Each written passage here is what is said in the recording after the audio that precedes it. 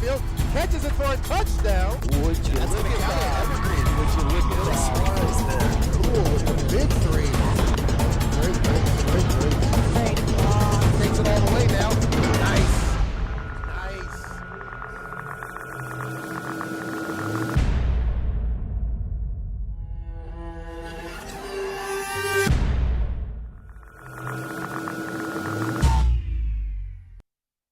Hello, everybody. We want to welcome you back here to Evergreen football against Kentlake tonight.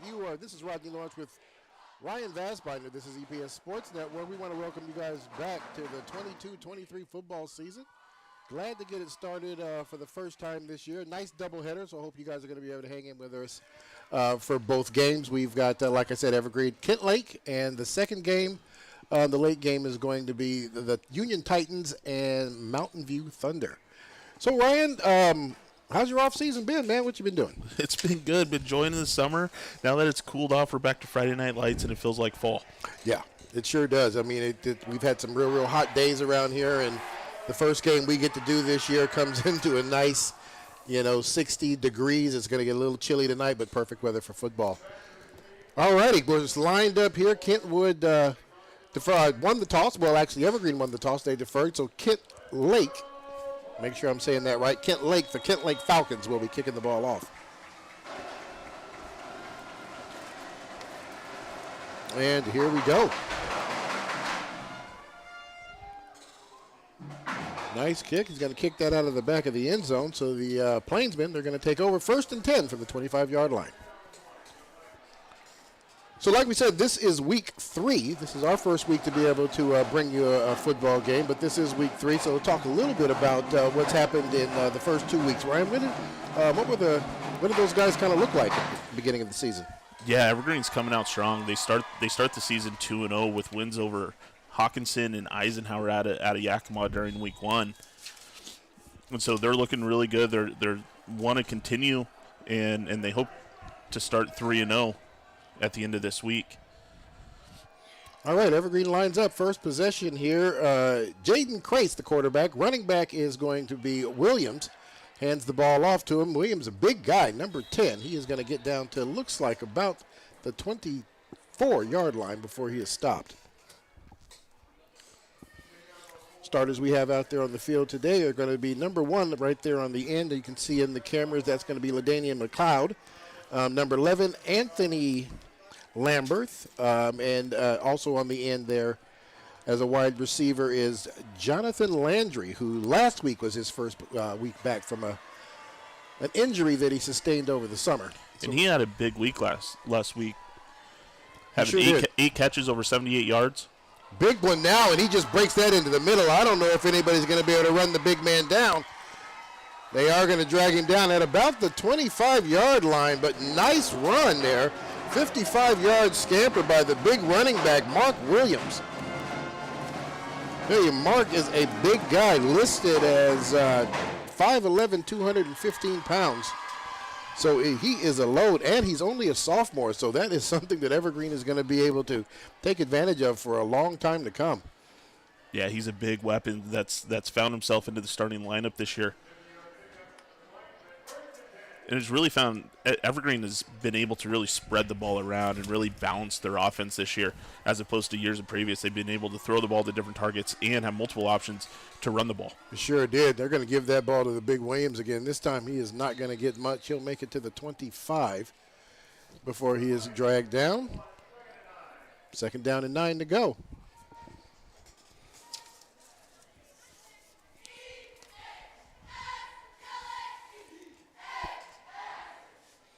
Evergreen for the last 2 games have played 2 quarterbacks. It looks like tonight Jaden Crace got the go-ahead for the start. We might see number 15 in the second half of the game, and that's going to be Osborne, transfer from Heritage High School. Crace looks for scrambles. He's going to get down across the line of scrimmage, across the 20, and he'll get brought down just in front of the chains here. It looks like that will bring up 3rd down and very short. Yeah, Crace had a decent game last week, going 11 for 18 for a 61% completion percentage for 123 yards and 2 touchdowns. So he had a decent game last week through the air. Yeah, he didn't do too bad. Spread formation here for the Plainsmen. They're going to two receivers wide here at the bottom of your screen. It's going to be Landry and McCord. Another handoff. This time no place for Williams to go. It looks like he's going to lose a couple on that, and that'll bring up fourth down.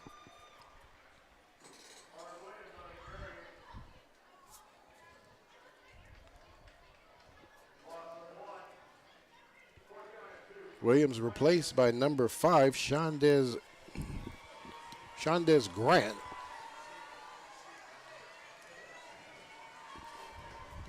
Looks like a different type of running back, not quite as big, but not too bad. 5'10", 175 pounds. Yeah, he had 73 yards over 11 attempts last week. Yeah. Doesn't do too bad. They're going to ride him. Crace is going to keep this one this time. It looks like they might get enough depending on the spot. Might just get barely enough to move the chains here. Fourth down, they went for it. And it looks like they are going to move the chains, and that's going to be an Evergreen first down. We do apologize, just trying to get started this year, so you do see the logos down there at the bottom of your screen with no scores and time, so we'll make sure we keep you up on that. We have 8:30 left to play in the first quarter. 0-0 is the score.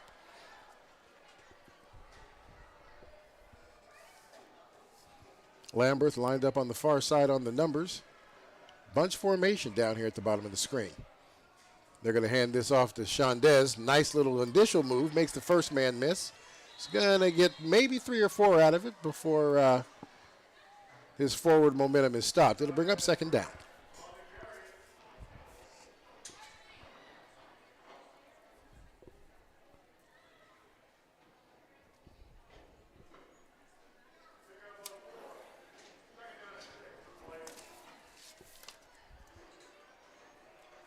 You kind of look at Evergreen's roster here. They've got a nice mixture of seniors and underclassmen here. It does not look like they might fall off much at all after the graduation this year.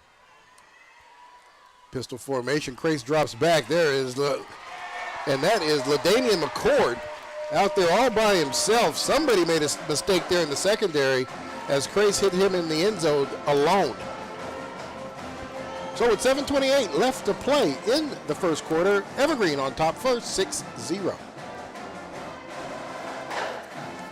That was a nice drive by them. The big run by Williams kind of set that up, and they got them right there in the Falcon territory real quick.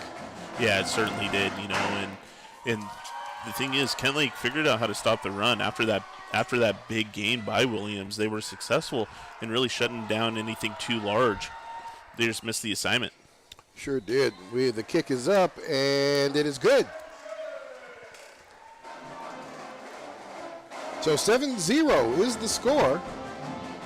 First possession by the Evergreen Plainsmen, and they are the first on the board.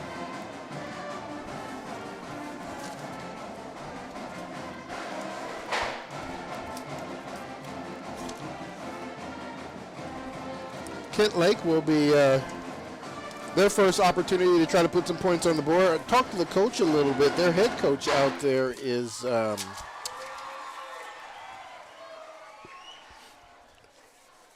Wade Pelk. I spoke to him, and just a young team out there. We kind of talked when I was trying to figure out, have him give me his starters for the game tonight. Kind of asked him a couple of questions, and he just says they're just a young team still trying to figure it out. They come in here 1-1. Lost a real close one, last week against Mount Rainier. Yeah, 14-13. So he's definitely hoping they can get out here and compete against the Plainsmen. But he is bringing a young squad here to McKenzie Stadium tonight.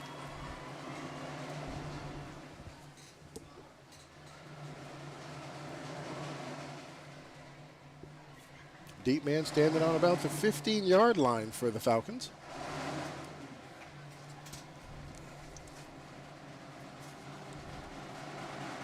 And that's going to be Omari Williams Jr., the deep man for the Kentlake Falcons. And that ball is going to be retrieved right there at the 30. And he'll get down across the 40-yard line, down to about the 42 when where they're going to take it over. Xavier Yeardby, number 5, taking that ball just across the 40-yard line. It'll be first down and 10 for the Kentlake Falcons.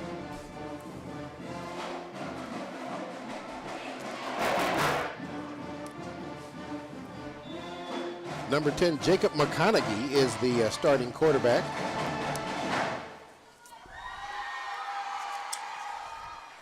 Tay Benta is the running back. Looks like, number 8. They'll come out in their first setup here. 2 receivers on the far side, 1 at the bottom.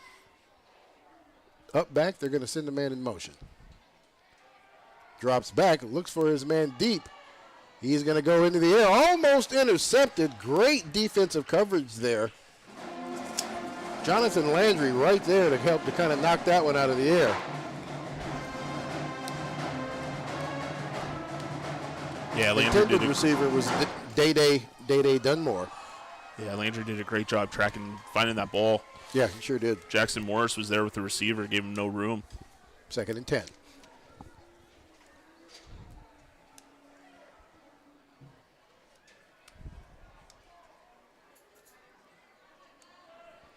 Yearby down here at the bottom of the screen on the numbers. They're going to hand that ball right up the middle. And he is going to get stopped just in front of the 45-yard line.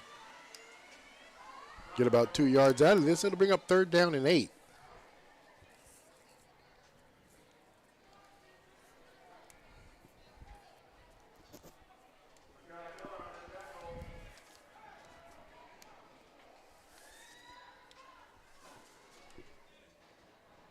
Evergreen's defense not doing too bad this year. Not getting a whole lot of points scored on them, but they did. No, they gave 21 against Hawkinson, which is traditionally a very strong offensive-minded team. Yeah. And 13 against Eisenhower. Not too bad. Playing much better here. We've got a penalty flag on the field. Looks like delay a game.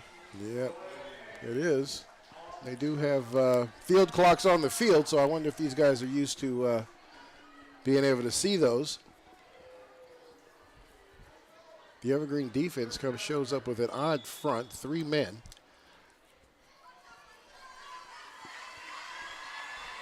Kenny Fresh, defensive coordinator here for the Evergreen Plains. We'll put together a pretty strong defense for these guys. Quarterback's going to roll out to the far side. Trying to get and catch is made. Nice miss there. And he's going to get across the 50-yard line before he's run out of bounds. We do have a flag near the line of scrimmage. It was Day Dunmore who made that catch. Day, a senior. But that looks like that's going to come back here. Coach Swain for the Evergreen Plainsmen signaling they are going to take the penalty and back them all the way up.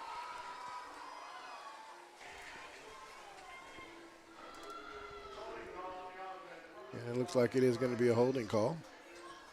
Mark off 10 from the spot of the foul. So this is a big penalty. It's going to bring up 3rd down and a whole lot. 25 yards to be exact.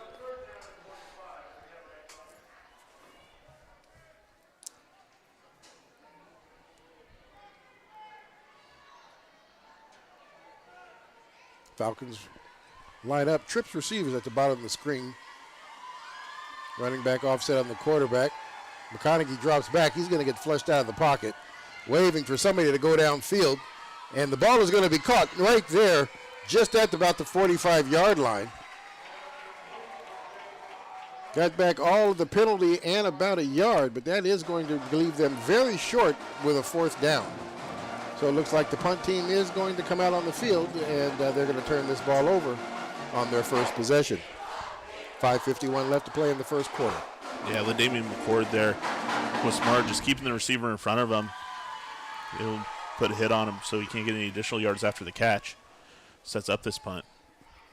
Nice open field tackle. We got McCord and Landry in the deep here to receive this.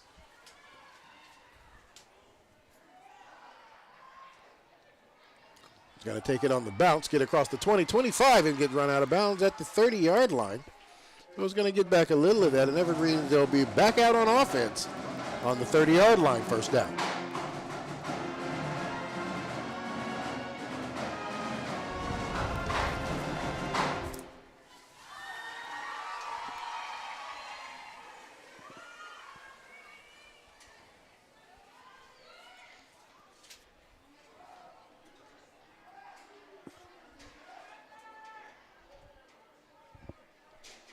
Evergreen lines up here. 3 receivers on the far side of the screen. Big tight end, number 9, Arthur Bond.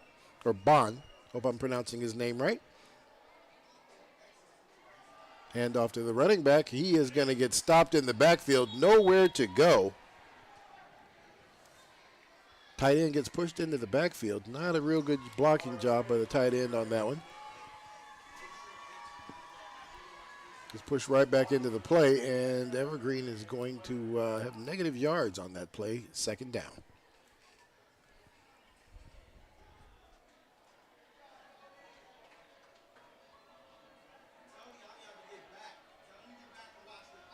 Bunch formation there at the top of the screen.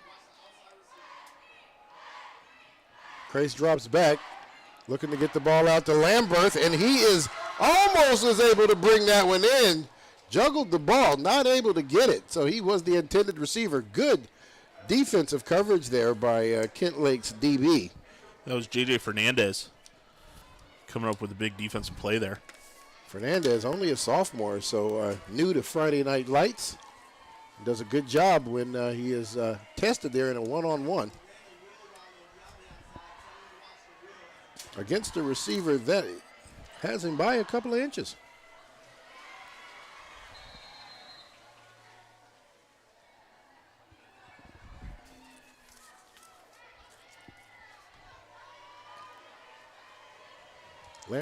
Lamberth is 6'2", 175.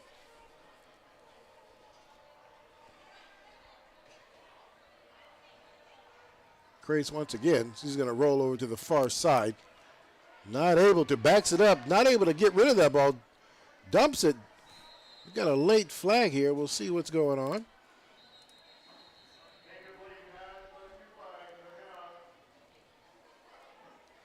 He was outside of the pocket. I didn't see a receiver in the area, though, so we'll see what they do. No, there was a receiver about 10 yards downfield from where he threw it. Okay, so the flag is waved. Did both of them? 2 came out, 3 came out, so looks like all of them are waved, and we're just going to go on. It's going to bring up fourth down. Credit Kentlake there for nice defensive stance. Evergreen's out in 3 and putting the ball away.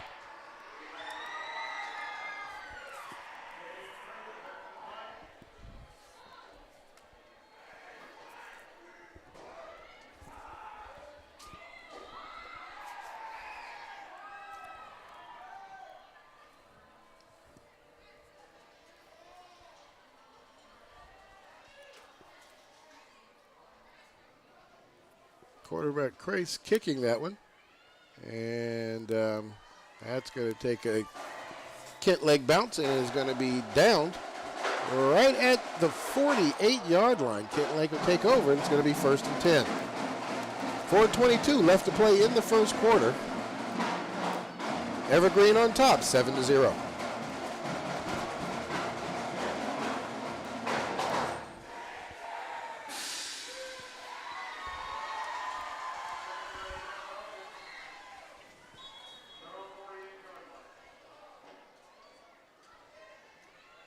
Kentlake breaks the huddle.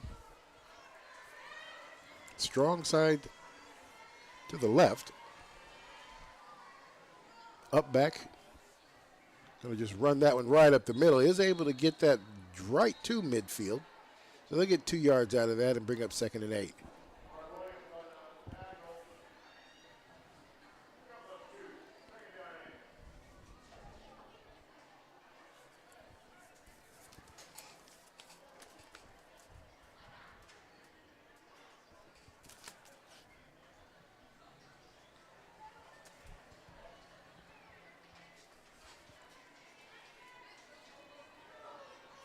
Three receiver set down here at the bottom. They're going to hand that ball back off to the running back. He is going to get down across midfield, round to the 45. Before he is brought down, they will spot the ball right on the 40. It looks like the 44-yard line. Third and short.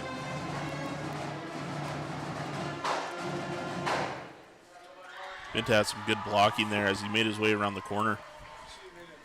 Yeah, kind of tucked in behind that that tackle there on the outside. Yeah.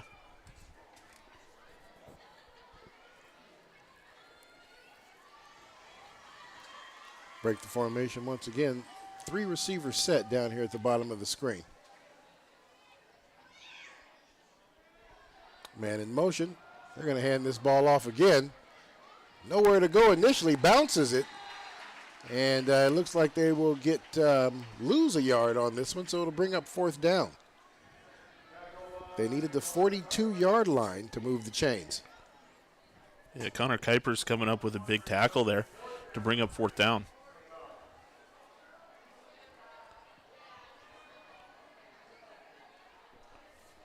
In Evergreen territory, Kentlake treating this as four-down territory, as a big opportunity here for him. Ball lined up on the 45-yard line. Amari goes in motion. They're going to hand it off on a fly sweep, looking for the edge, and he is not going to find it. They're going to actually lose yardage on this, and Kentlake is going to turn the ball over on downs as Omari Williams gets dropped in the backfield. Yeah, Thomas Hillebrand there did a great job tracking the running back on the sweep.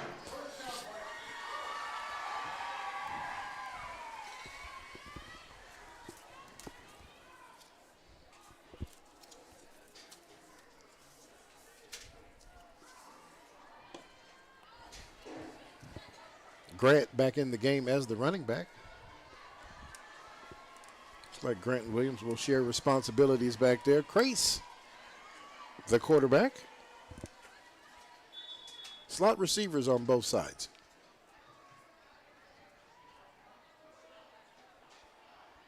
Landry goes in motion. They're going to give it to Landry on a fly sweep, trying to bounce that to the outside. Now he's going to bring it back the other way. Nice blindside block. That is going to get a penalty nowadays. Landry gets up the field and out for the touchdown, but that is going to be all for naught because of the blindside block right here on the 40-yard line. In today's football, you cannot throw that block. Great job there by Jonathan Landry as he got to the edge and just turned on the jets. Nobody was going to catch him after that. Nobody was going to catch him, and he ran into trouble. He missed his blocker. His blocker missed him as he was moving it over to the right side. He turns it around, and he tried to make something out of nothing, which he did, but the big block by Fox Creators is going to cause it to come back. Yeah, sure is. Sure is.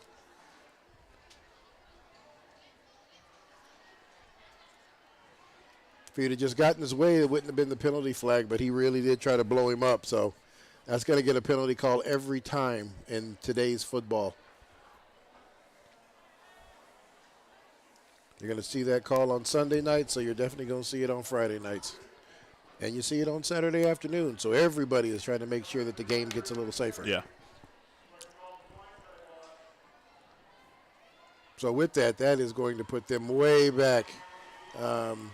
First down on the 25-yard line. They got to get across midfield down to the 39 for the first down. 34 yards needed to move the chains.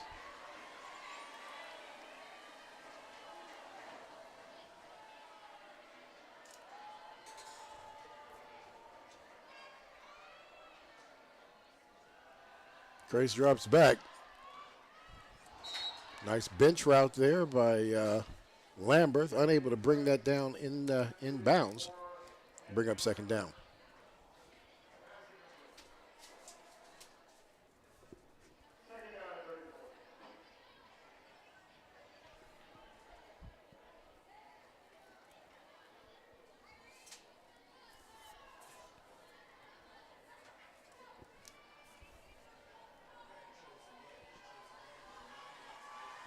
Evergreen sets up trip receivers on the far side.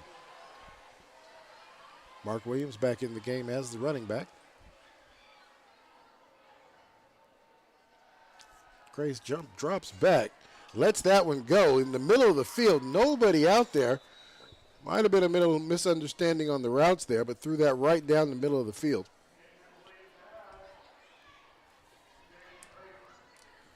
Yeah, it was an impressive toss by Crace. He's not connected with LaDamian McCord on that play. A little bit of miscommunication on the route. They had 3 vert routes, so it looks like, and McCord was probably supposed to be in that area. He may have got held up by the defender on that one.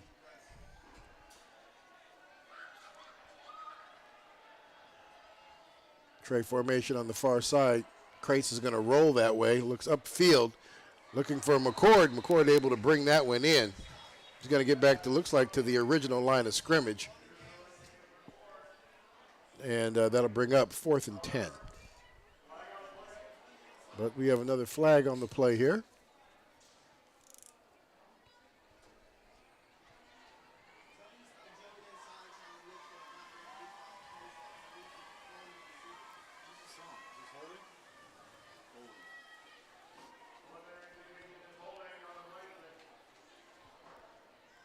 So they're going to get backed up here on this one, too. See here with the white cap, we got a holding call. Replay 3rd down.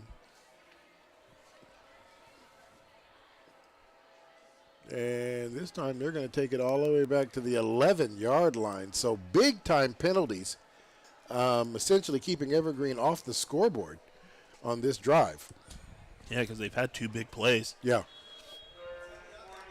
Now it brings up 3rd and 48 with a minute 34 to play in the quarter. Half the field, right? Yeah. Crace takes a snap, drops back. Looking to go throw the ball deep. Nice catch there by Lambert. Lambert's able to bring that ball in. He's able to get he got 47 of the yards back. 47 of the 48 yards. What a throw by Sure Jaden was. Crace. What a catch by Lambert to bring that in. So 4th and 1. We're down to a minute left to play in the first quarter. Big play here by the quarterback and the receiver.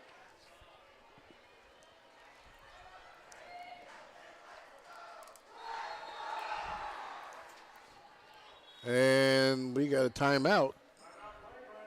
And the Evergreen Plainsmen are going to call a timeout. Coach Swain wanting to talk about this, make sure they do everything right as they get ready to move in here to the second quarter. Yeah, I mean, that's 3 big plays out of Evergreen on this series, with one of them counting. Yeah. But that brings up what you thought Evergreen was for sure going to be in a punting situation with 4th and forever. Brings it up to 4th and 1 in an area where you're in 4th down territory, 4th down territory here. Yeah.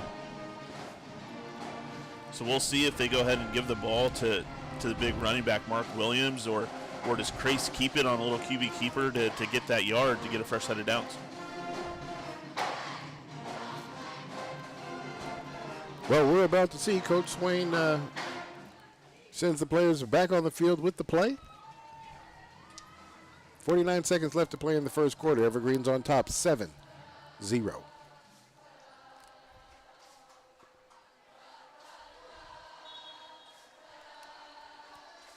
Crace sets the team up.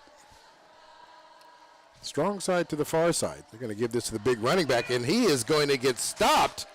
Great job there by the Falcon offense, defense, refusing to let these guys capitalize on that big 47-yard pass to Lambert. Yeah, that was a big group stop. Looks like it was David Party Jr. and Dylan Sadler, both of them helping out with that tackle. Yeah. Stops the big running back. Causes a turnover on downs. Sure does. Big-time defensive play just when they needed it. Bend don't break mentality right there. Gave up 3 big plays. Two holding penalties helped them, and a personal foul helped them on the other ones. And then the defense stepped up and did their job. Like a little miscommunication there, but he got that ball out to the flat. And that's going to be their big receiver, Day Dunmore, who gets run out of bounds. Looks like it is going to be right at the 10-yard mark, so that will move the chains, and it'll be first down and 10 in Plainsman territory. Yeah, we'll see if Kentlake can be successful in moving this ball downfield. They've shown that they're not afraid to throw the ball in the air. No, not at all. Pistol formation. Slot receivers on either side. Readjusts to the strong side, far side. He's going to hand the ball off to the running back, who's going to get wrapped up almost immediately, but he's going to be able to get down to the 45-yard line and bring up 2nd and 9. That's Kobe Cass with his first tackle of the night. And that should be the last play of the first quarter as we run out, and that is it. The Evergreen Plainsmen on top 7-0 over the Kentlake Falcons. We are going into quarter 2 now. So just kind of talk about what we saw. I mean, both teams pretty much playing down the middle of the field. Evergreen seems to be making more plays, or I should say more often, bigger plays. But I tell you what, that big defensive stop there by Kentlake makes all the difference in the world. Yeah, you know, Evergreen came out in the first 3 or 4 plays. They ran the ball, and they saw a lot of success, and then they were able to go ahead and make some adjustments. Kentlake was able to make some adjustments, and they're forcing Evergreen to throw the ball, which Evergreen has seen some success. Had it not been for a couple big penalties, they're probably up more than one score. No, I agree with you. I agree with you because that was a nice little run there that got called back by Jonathan Landry. You know, a good block, a nice block. You don't want to take anything away from the young man, the defensive lineman. What is that, Fox? Yeah. Who threw the block. I mean, we just don't play football like that anymore. You know, and any other time years back, that would have been a great play, and the score would be 14-0 right now. But so little mixed emotions about that. But that's the new rules of the game. That's the way we play it nowadays. And now you got to give the guy the opportunity. You can't just blow him up. Right, which, I mean, when you're down there on the field, it's hard to keep that in mind. I mean, you see an opportunity like that, you want to take it. You really do. I mean, this is a sport where contact, but we got to keep kids safe. We got to keep the pros safe. That's why it's being called on Sundays now and everything else. But it was a good hit, just of the illegal variety. Yep, sure was. All right, well, we're starting here in the second quarter. Evergreen on top by a touchdown. Jacob McConaughey, he's going to hand the ball off to the running back, and he is not going to get anything, negative yards on this play.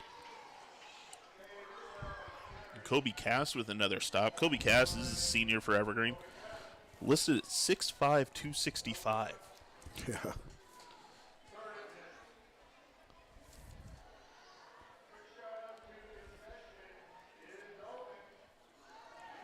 Dominic Wilson comes in on their heavy set and comes up as that up back to throw blocks there for the running back to get in behind. He is generally shows up first and second down now, but 2nd and 10. They've got their light package, I guess, if you will, as he goes out of the game and they bring in another receiver.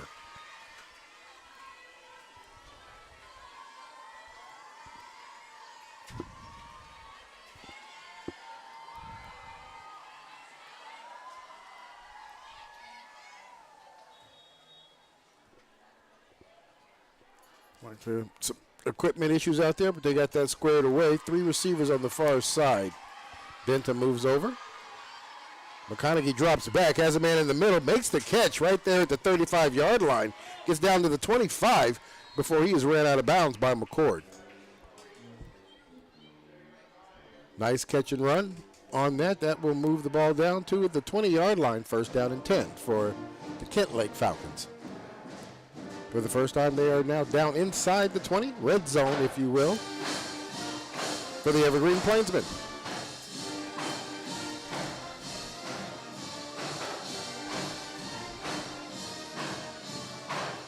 Conagay breaks his huddle. Pistol formation now is the set. Slot receivers on either side of the field. Now Benta moves over to the right, hands that ball off. Bounces around back there in the backfield. Looks like he's going to just get back to the line of scrimmage before he's taken down. It'll bring up second down.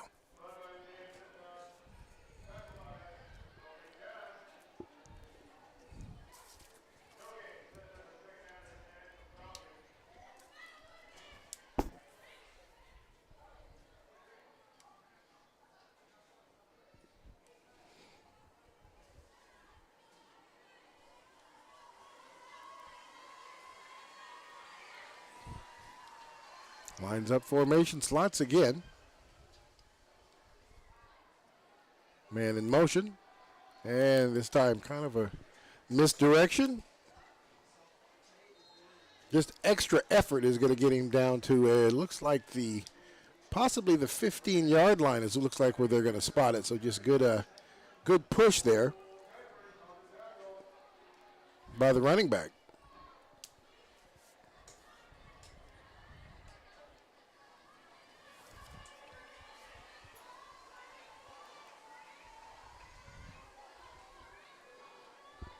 Dominic Wilson, number 4, checks back into the game.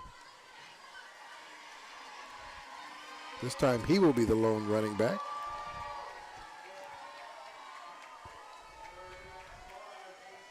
Third and 5.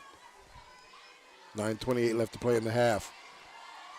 Quarterback's going to get flushed out of the pocket. He's going to go ahead and take off and run. Looks like he'll get back down to about the 15-yard line. So the line of scrimmage. There's a penalty flag down in the backfield. Holding is going to come back.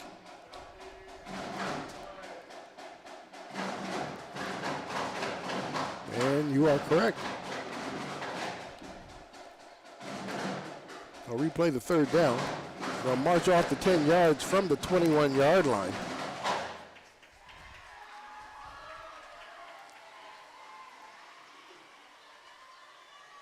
Ball will be spotted on the 31. They need to get back to the 10 for the first down.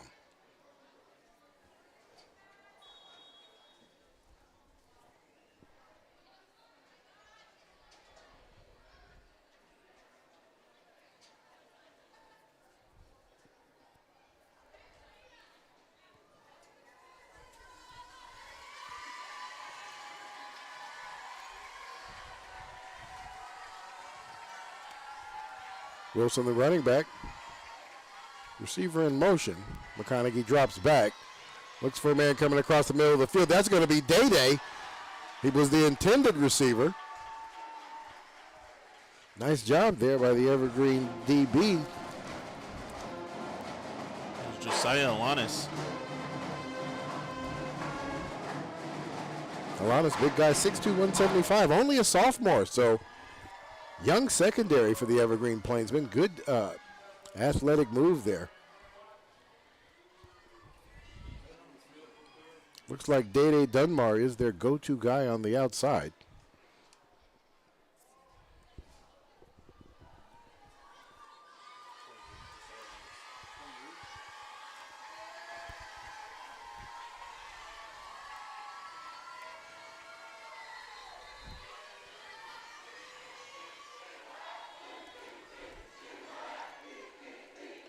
We're going to get a timeout here. Evergreen's Plainsmen. This is their second timeout of the first quarter. That timeout will be taken with 8:50 left to play in the half.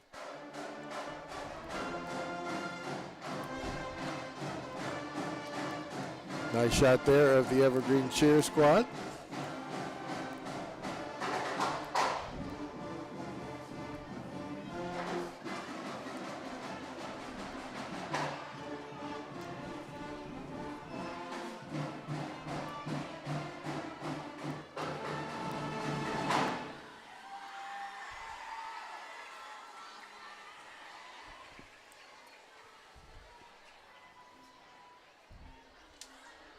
All right.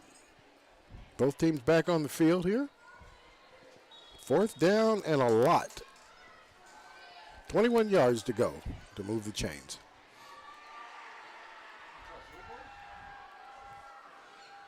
And they brought out the kicking team. They are actually going to go for this and try to put some points on the board. The kick is up. And it is going to be no good, just off to the left there of the goalpost. Almost. Almost. Good foot, though. Good foot. I think it surprised everyone bringing the kicking squad out. We typically don't see a field goal anywhere near that part of the field. And he might have had it. It might have been a little short if it was on target. Yeah. It's still impressive by any means. Yeah, definitely. Definitely is. So with that miss, they'll turn the ball over. Evergreen will take the ball over on the 31-yard line. Oh, no, I'm sorry, on the 20. And it'll be 1st and 10 going the other direction. 8:45 left to play in the first half.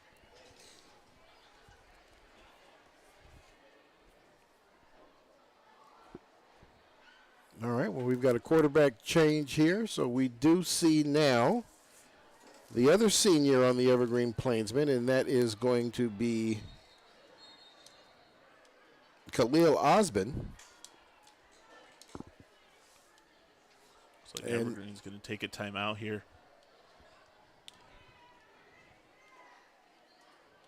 See if they can't get this figured out. New quarterback. Want to make sure everybody's on the same page here. Evergreen has 1 timeout left, and Kentlake has 2.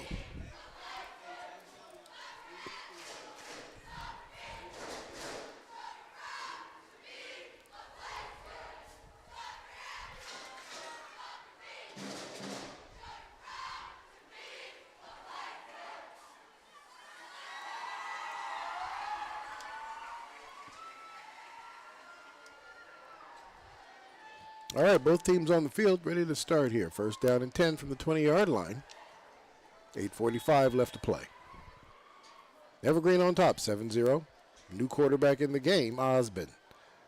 Osborne's going to take the pitch. He's going to take this one right up the middle on him for himself. And he'll get down across the 25-yard line, bring it up to the 28. 2nd and 2. And we've seen a lot of that from Osborne in the past, doing these games. Transfer from Mountain View, just keeping it himself and running it up the middle. Heritage. Transfer from Heritage. Yeah, we sure did. We saw him when he was a young guy, and we just talked about his arm strength and being able to learn how to control that. Now he's a senior, arm even stronger, and does a lot better in controlling it. Nice handoff to the running back. He's going to take that ball across the 40 before he stopped. Mark Williams Jr., big running back. Going to tap out now, and it's going to be Shondez Grant.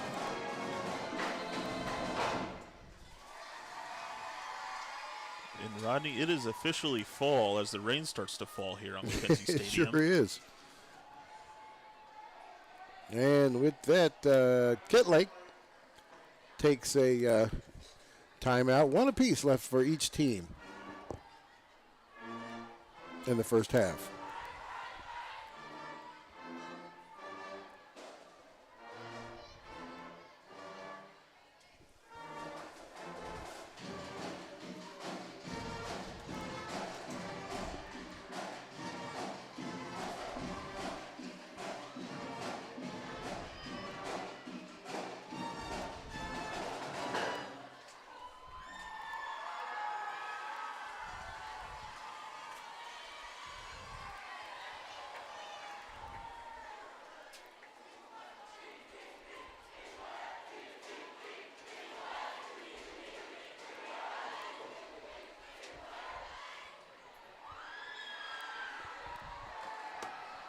As the rain comes down, Osborne hands the ball off to Grant. Grant has nowhere to go as the Falcon defense has gotten a whole lot tougher on this series, and he's going to have negative yards on this play. Ball will be spotted on the 38-yard line. 2nd and 12.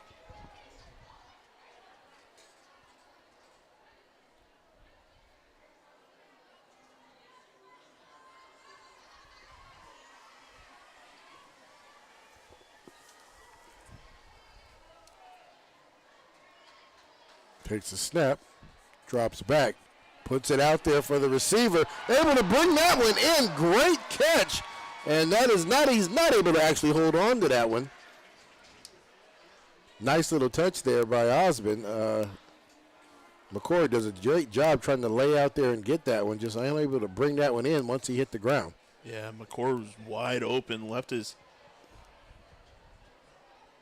defensive player in the dust. Yeah, he did. Got behind him pretty easy on that one. It's going to bring up 3rd down and 12.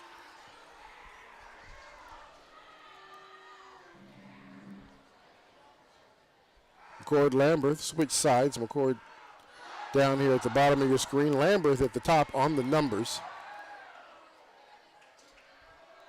3 receivers out into the route. Have a man wide open. I'm going to be able to run under this one this time without a problem, and that is going to be Jonathan Landry. Makes the big catch right there in the middle of the field for the Evergreen first down.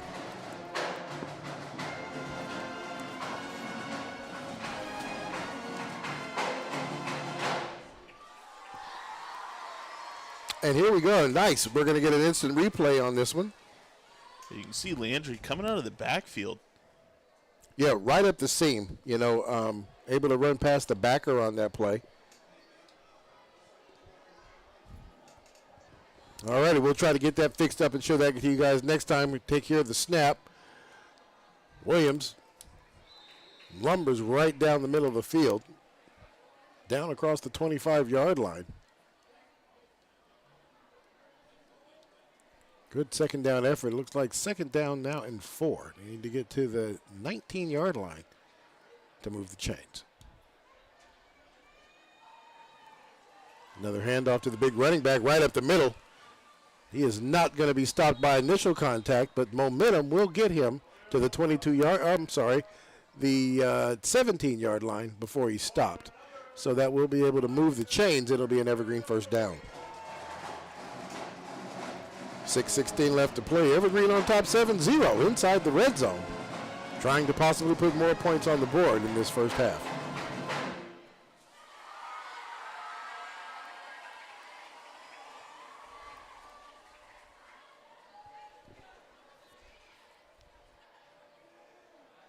Osmond looks to the Evergreen sidelines for the play. Snap. He's going to give it to the running back again. He is going to get wrapped up in the backfield, but able to drag him past the line of scrimmage for an additional 2 yards down to the 15. Second down. Clock continuing to run at 5:39 left to play.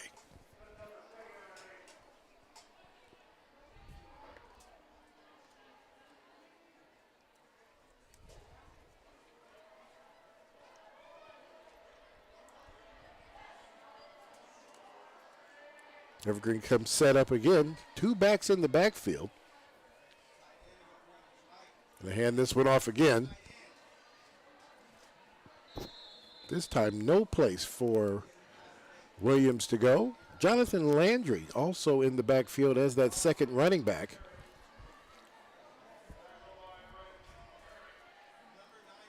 Looks like there might have been a little confusion on that play because he just kind of stood there, didn't really do much to help out on the play. It'll bring up 3rd down and 9.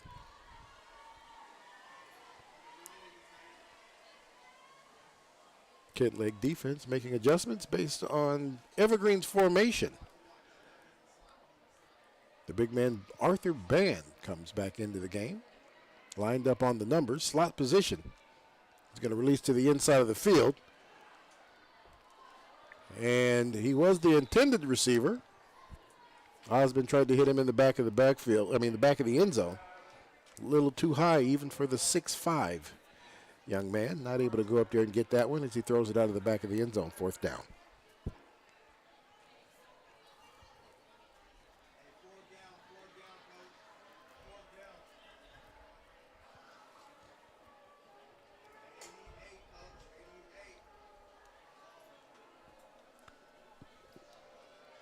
Big 4th down here. It is. Landry in motion. Osmond drops back. Looks for a man going across the middle.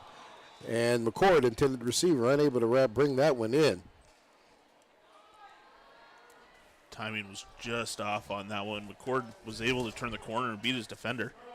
He sure was. This ball just was not there where it needed to be.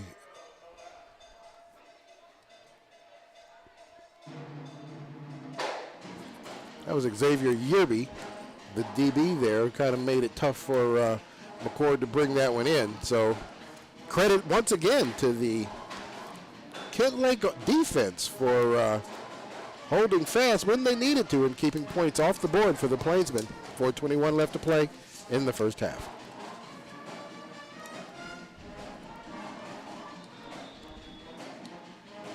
And we have another timeout. That will be the final timeout of the quarter.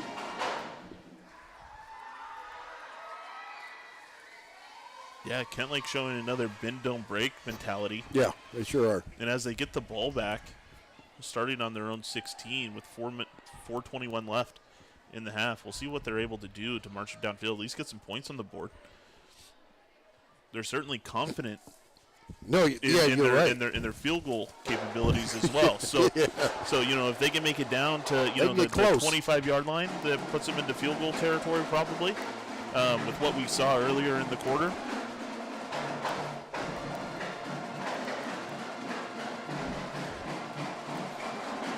Dede Dunmore, there seems to be the guy they like to go to, their outside guy. It's coming here across the field. He's going to line up here at the bottom of your screen, right on top of the numbers. It's like Evergreen has recognized that that's kind of their guy, is they kind of let the safety leak over here to offer some help over the top. Running back goes into motion. They don't do anything with that. Tries to hand the ball off, and looks like he is going to lose a little bit on this. This might be a negative play for him. Looks like they will give him the line of scrimmage, so it'll be second down and 10.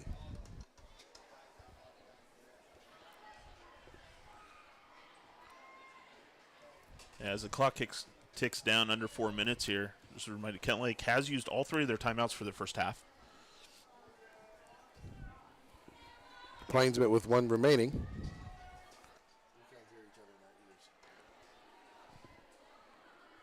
Alrighty, we're going to drop the ball back. Another handoff on a spread. Like they're going to get 2 out of this. It'll bring up third down and 8. Looks like Kentlake was just trying to catch Evergreen sleeping a little bit. Evergreen doing a great job and stepping up.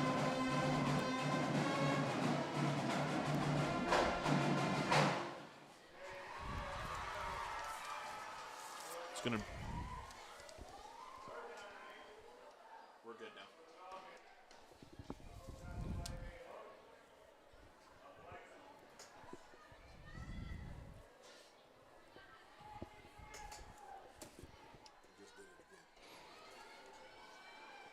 All right, so they just line up here. Slot receivers on either side. McConaughey drops back. He's going to get flushed out of the pocket.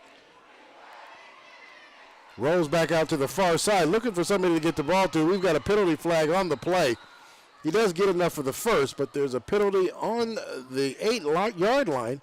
It is probably going to be a holding penalty that's going to bring this back. So let's go ahead and look at the replay on this one. He gets flushed out of that pocket right away. Not able, but does a good job staying on his feet. Not sure where the holding happened. We'll see what that call was. Been blocking the back. And he does get out of bounds enough to move the chains, but that is definitely not going to count. And it'll come back. It'll still be third down.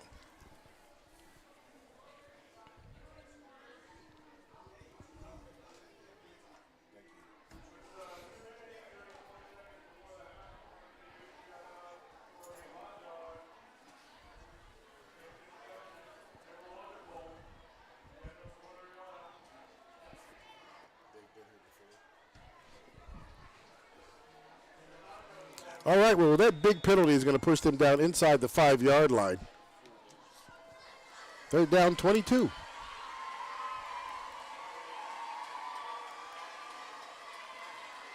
McConaughey set up in the backfield, drops back. He's going to get flushed again. He's going to roll out to the far side, tries to find somebody across the middle of the field. He's able to make the catch. It's like they'll get right back to the 15-yard line. Not quite the original line of scrimmage, which will bring out the punt team.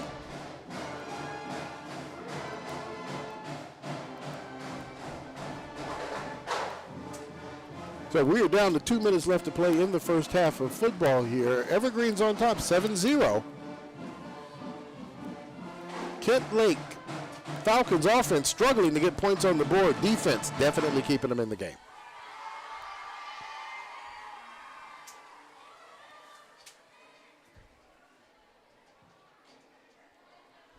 End over end punt is going to be caught on this side of the field. And he is going to get down to the 20, 15, 10-yard line. Breaks inside, and it's going to be a touchdown. Nice block there by LaDamian McCord that allows Jonathan Landry to get in for the touchdown.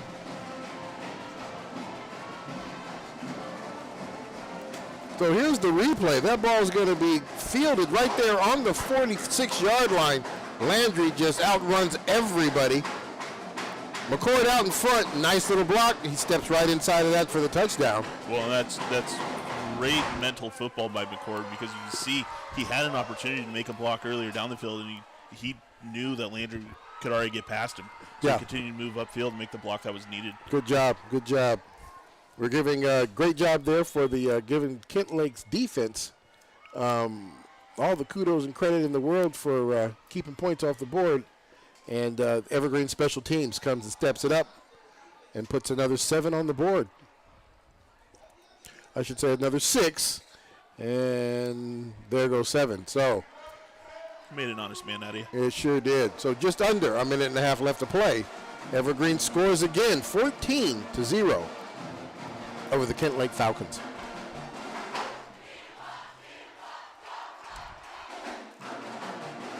Well, thank you guys for joining us tonight, our first night of Friday Night Football. Hopefully we'll be able to bring you some more games. This is going to be a doubleheader night. So we got a good game for you right here, right now, and a game tonight, the late night game, Mountain View Thunder and the Union Titans. This is EPS Sports Network. Rodney Lawrence, Ryan Vassbinder. Thanks for joining us tonight. Just let everybody know that if you're in the area, we are on channel 27 or 327, I do believe, the HD's channel. Or you can go to 328, I'm sorry. Or you can go to the Evergreen School District channel on YouTube. And if you're out of the area, so anybody in the Kent Lake area or anybody in Evergreen who's got people outside of our area, please ask them to join us out there, and they'll be able to enjoy the game.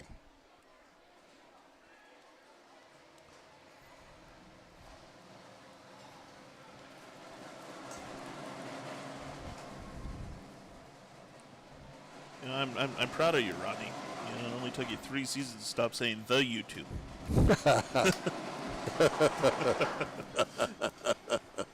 Yeah, I kind of sound like an old man when I say the YouTube, right? I feel old when I say that, too. I had to think about it, though. It was a conscious effort. So I'm glad you brought that up on the air. Appreciate it. All right, here we are for the kickoff. And squib that one. Great job there. Just wrap up and go down. Minute 24 left to play. Great field position for the Falcons. 1st and 10 from the 48-yard line.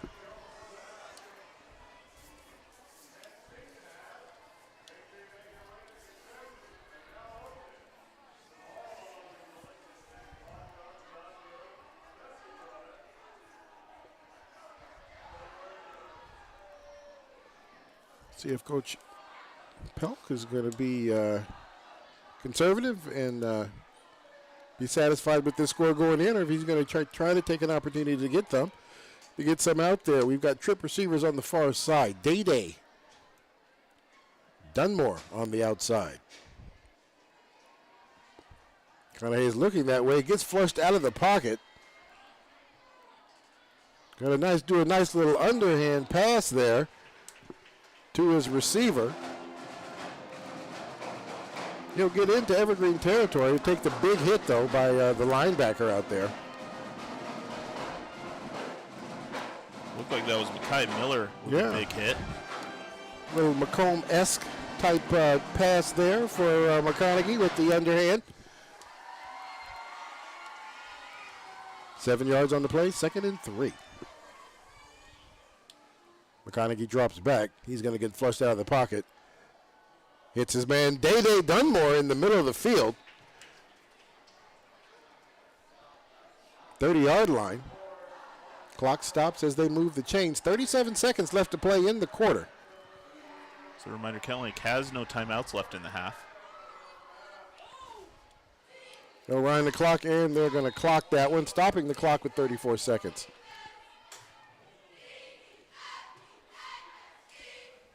Gives them an opportunity to breathe a little bit, come up with a play that they think has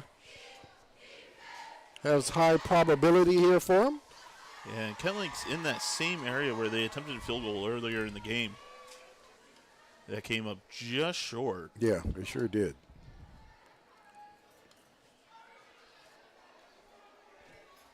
All right, they're going to break this huddle. They have 3 receivers down here at the bottom. Day Dunmore is the guy on the outside. Day being their go-to guy.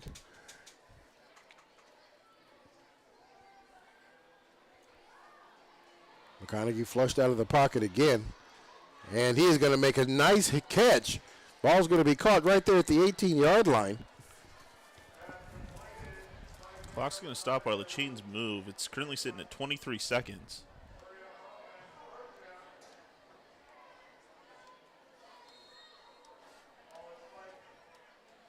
That's to their big tight end, Luke Wright-Tup.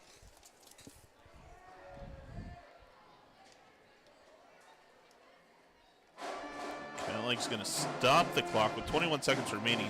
Ridge-Tup. I'm sorry, but I pronounced this young man's name, but is made a great catch right there at the 18-yard line inside the red zone for the Evergreen Plainsmen. 21 seconds left to play.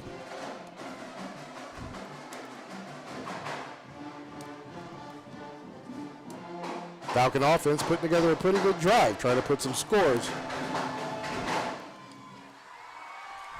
on the board before they go in for halftime. They will get the ball at the start of the third quarter. Drops back again, and intended receiver is Day Dunmore. That's a little too high.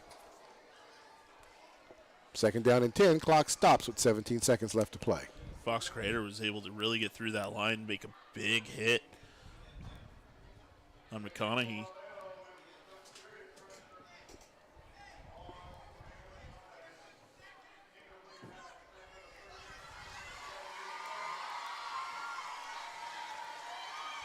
Dunmore once again lines up on the far side. Out on the numbers. McConaughey drops back.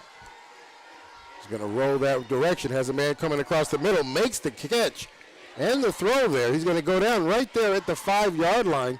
Clock will stop with 9 seconds left as they bring in the chains.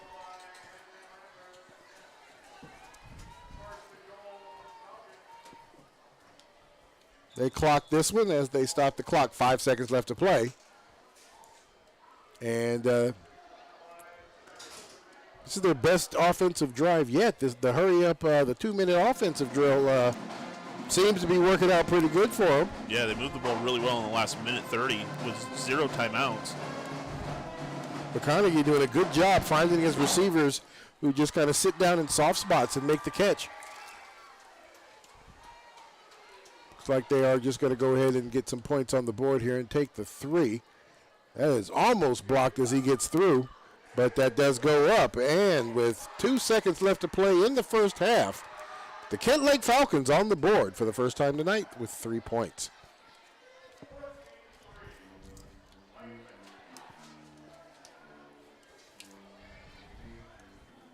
Nice little 2-minute drill there for the Falcon offense.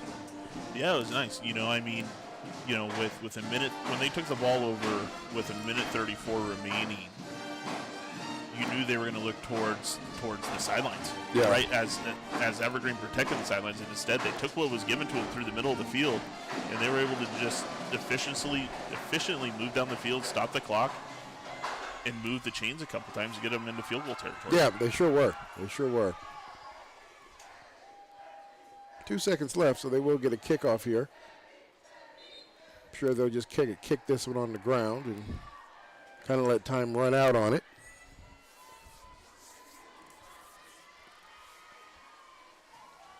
Kentlake will get the ball back in the third quarter, so they got points on the board.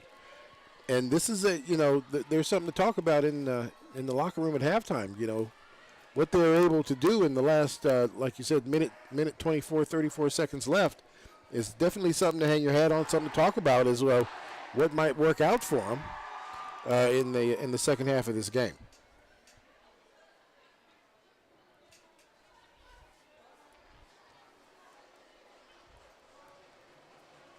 The Falcon defense has definitely done a good job up to this point.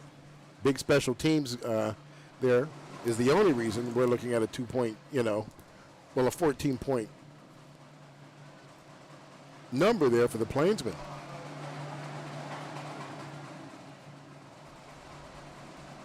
All right, here, ready for the kickoff.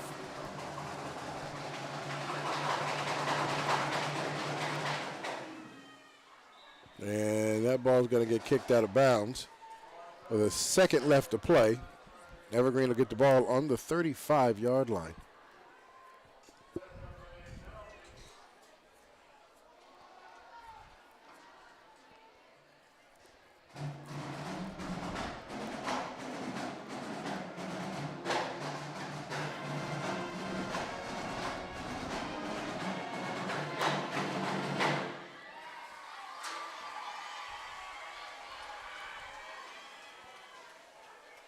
Oh, we had a penalty as well, so that'll move the ball into Falcon territory, which it looks like Plainsman might try to Let me take a shot put here. the nail in the coffin here.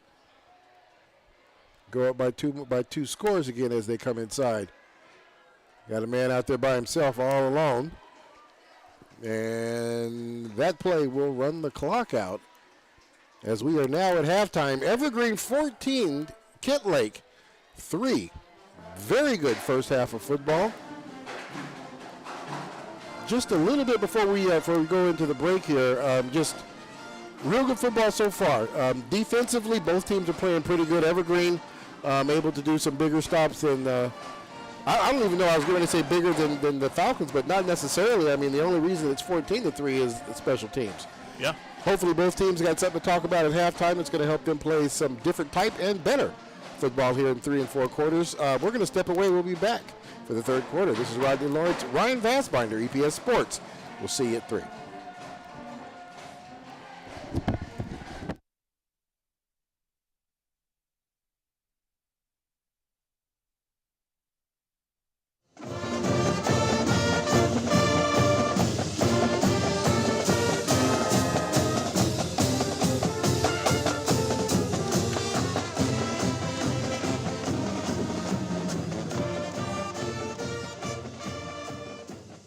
It truly is amazing that our community felt the need to make sure that the education that's happening at Mountain View, that the building matched the education.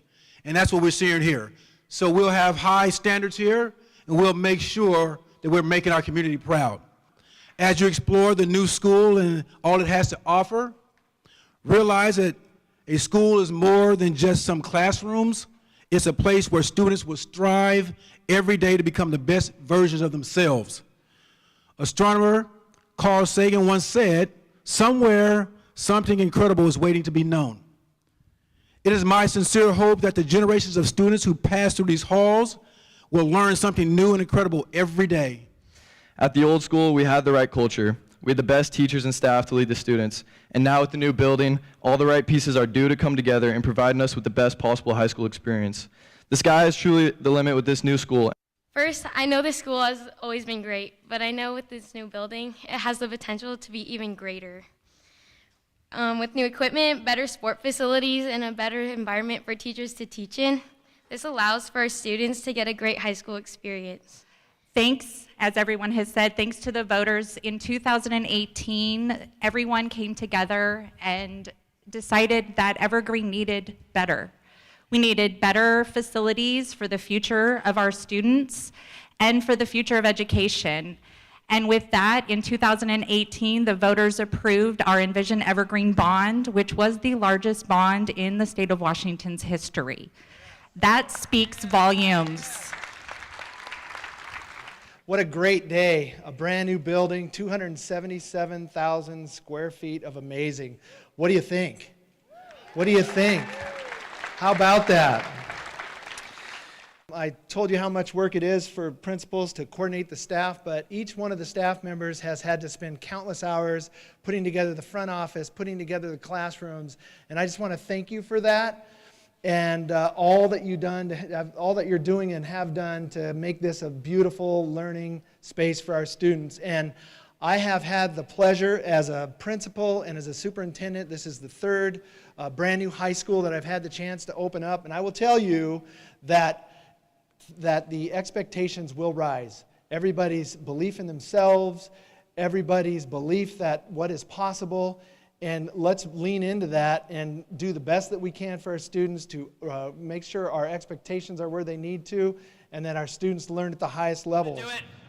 10, 9, 8, 7, 6, 5, 4, 3, 2, 1.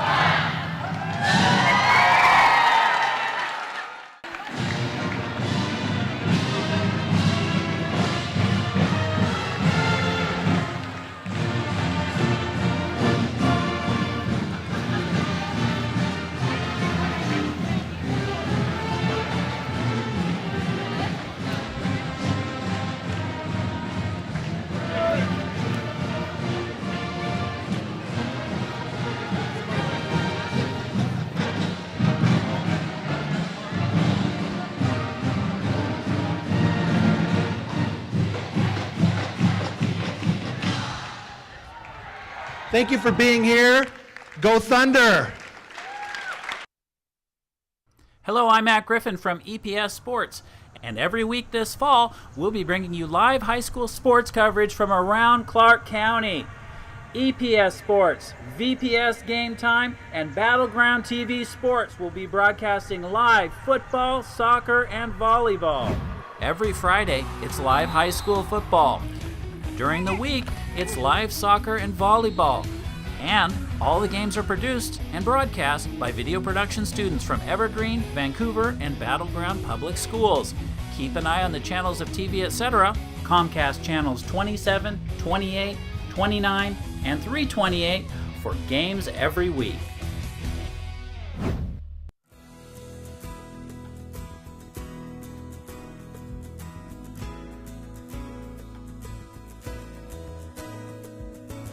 Evergreen Public Schools reside on the traditional lands of the Chinookan peoples and the Cowlitz tribe. Weiss Middle School resides on Cowlitz Indian Tribe Aboriginal land. They have lived on and cared for this land and its waterways since time immemorial.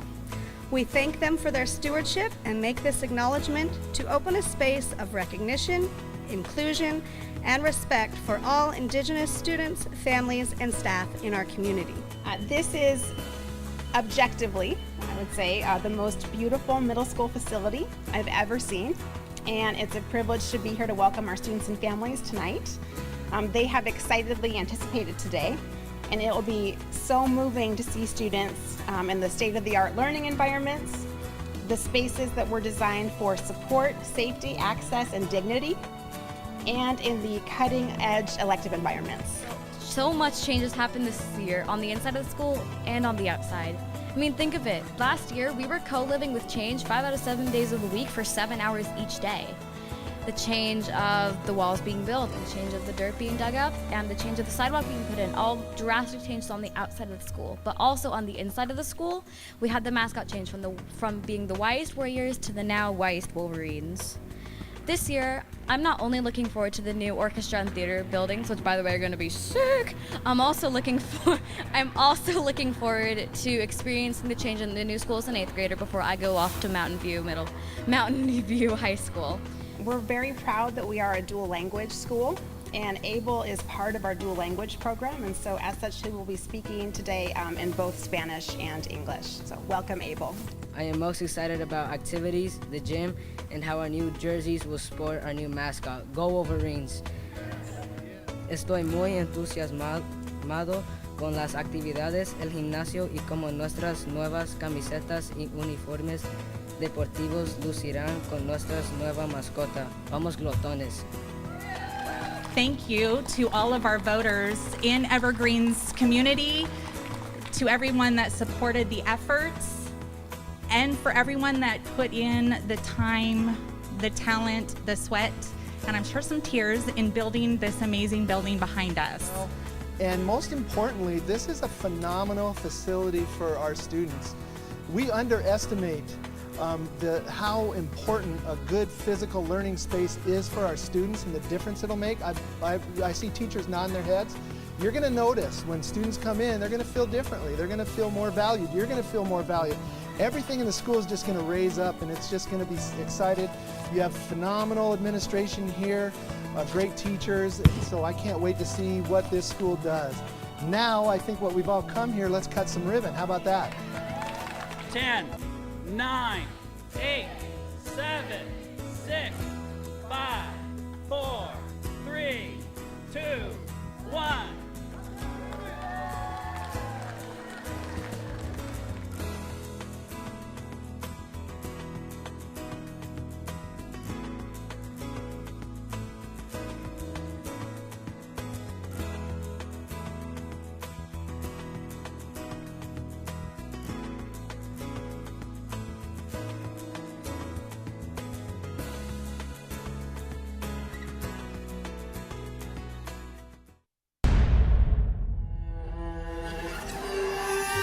Open in the middle of the football field, catches it for a touchdown. Would you look at that? Evergreen, would you look at that?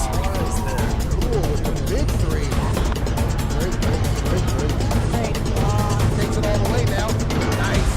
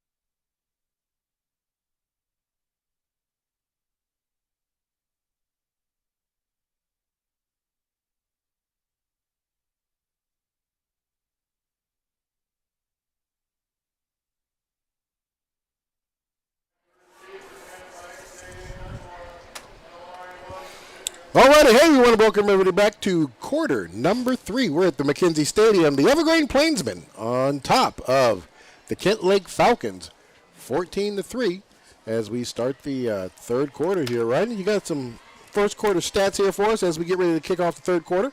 Yeah, the majority of Evergreen's offense is really running through Williams Jr. with 74 yards on 11 carries. The passing game, they really haven't thrown the ball a whole lot. They're combined between Grace and Osmond. They're 4 for 11 for a total of like 103 yards. So when they do catch the ball, they're big receptions and they're moving the ball a long ways when they do make the connection between the quarterback and the receiver. Good job there. Hey, you guys just watched that there. That was Day Dunmore. Ran all the way back to about inside the 10, picked that up, brought it back to the 31-yard line. It's going to be first down and 10. Now, just at the end of the last quarter, the Kentlake Falcons actually had some pretty good momentum. We'll see if they're able to kind of keep that intensity going as they played that great little 2-minute offense there for us and put some points on the board.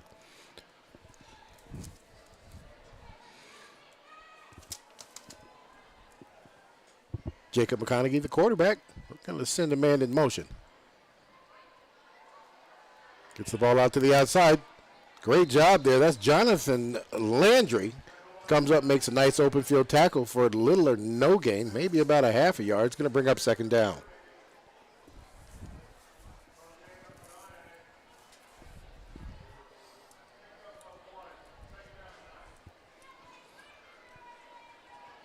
Omari Williams Jr. trying to make the block out there.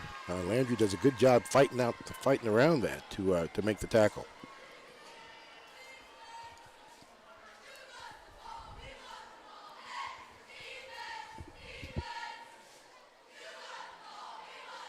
Running play this time. Tries to bounce that to the outside. He's going to get wrapped up as he gets across the 30-yard line, down to about the 32. Not a whole lot out of that one. He will bring up third down. This will be a big down for Kentlake, as in the first half they really struggled on third down. They did. Converting third and long, and moving the chains.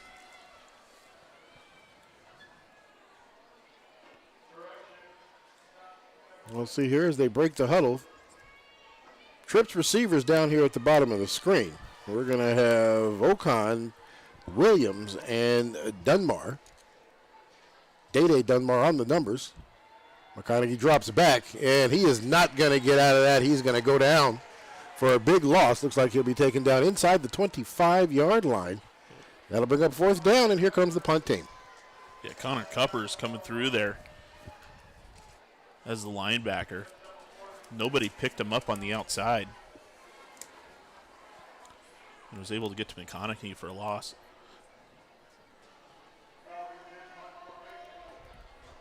Evergreen offense back on the field here in just a moment. That kick's almost blocked, just barely gets that off. Landry picks it up again at the 45-yard line. Runs back to the far side. It looks like he might do it again. And he is going to get run out of bounds right inside the 10-yard line. Tackle saving touchdown there.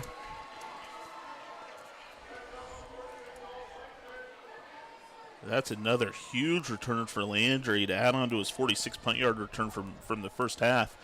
You can see the replay here as Landry is able to go ahead and bounce it to the outside. He was just outrunning everybody. He was outrunning everyone. He had a little block from LaDamian McCord. Dylan Sadler is number 44 there for the Falcons. There to make that stop. First and goal from the 8-yard line. He's going to hand this off to Chandez. Tries to spin. He's going to get down across the 5-yard line, down to the 4. He's going to bring up second down.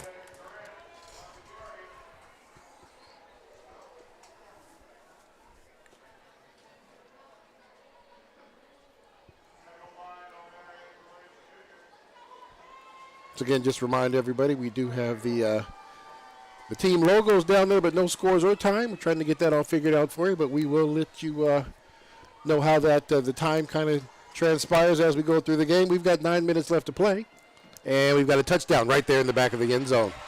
Great job there, and that's Arthur Band, the big 6'5" Evergreen Plainsman there. Gets in behind the linebackers, and nobody's out there with him as they're able to put 20 points on the board. 8:59 left to play in the third quarter, and the Plainsmen have scored again.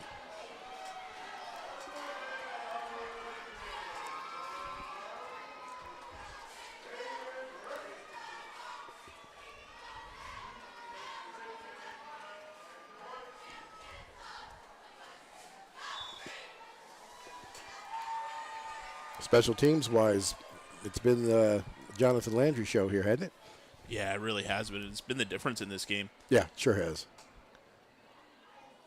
Tough snap, but he's able to take care of that, and they're going to be able to put that one through the uprights, and that is going to put the score 21-3. Evergreen Plainsmen over. And we're going to get that quick instant replay here.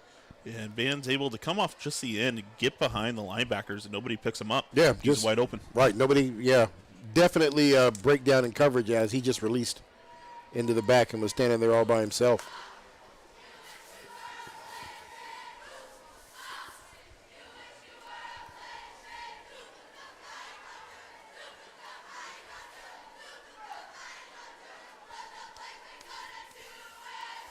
So the Falcons offense is going to have to try to find something, or at least no more 3-and-outs. You know, they're going to have to keep Evergreen off the football field right now because the Evergreen's offense is seems to be firing on all cylinders right now.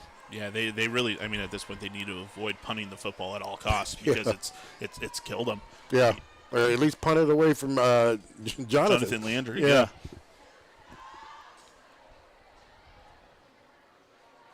But then, you know, LaDamian McCord is back there, too, and he is just as dangerous. Yeah, which is the worst open of two field. evils. Right, yeah.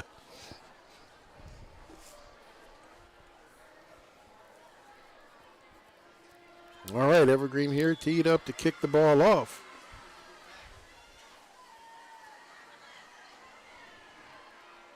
The ball will be fielded right inside the 20-yard line.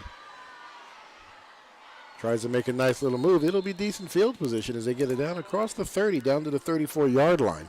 First down and 10 for the Kentlake Falcons. Got an Evergreen Plainsman player getting up slow, but he's able to walk off on his own, so that's always going to be a good sign.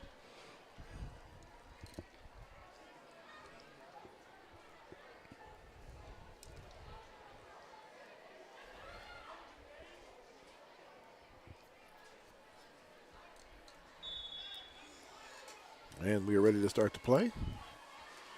The injured player is made his way off the field.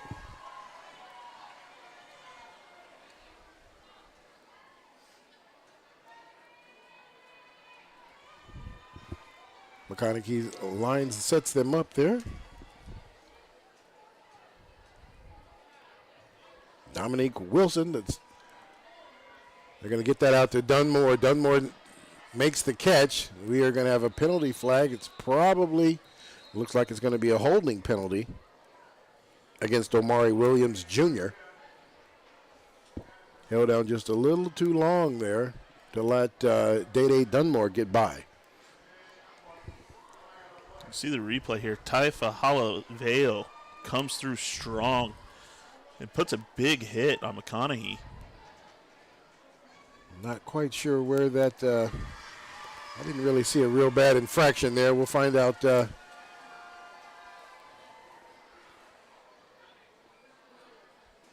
going to back him up.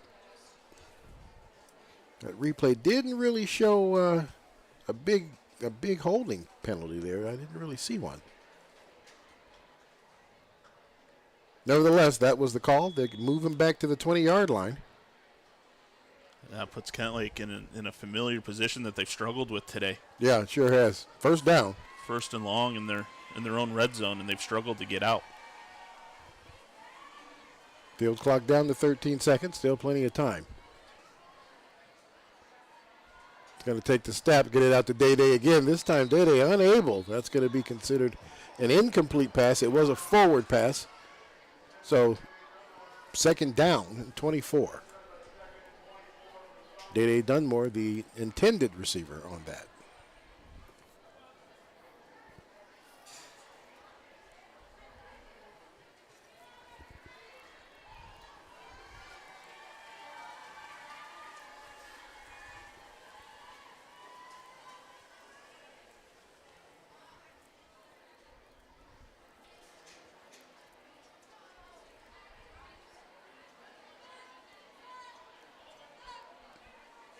Falcons break the huddle. Single back, set, 3 trips, 3 receivers here at the bottom. McConaughey steps to the side. Good, strong hit there, but the catch is made. It's like a couple of extra words being thrown around out there. Great catch there by the receiver, though, Omari Williams Jr. He took the pop, but he held on to the football. Yeah, Landry came up with a big pop there. Here's a replay. See Omari grab this catch, and great timing by Landry. Both of them size each other up there at the end of the play. I'm sure they were saying good catch, good hit. Yeah, I'm sure they were. These kids love good sportsmanship. I would put money on it. Kentlake breaks the huddle. Single receiver once again. That is going to be Benta. 3 receivers here at the bottom of your screen. He drops back. He's going to get flush, steps up the pocket, tries to throw that right down the middle.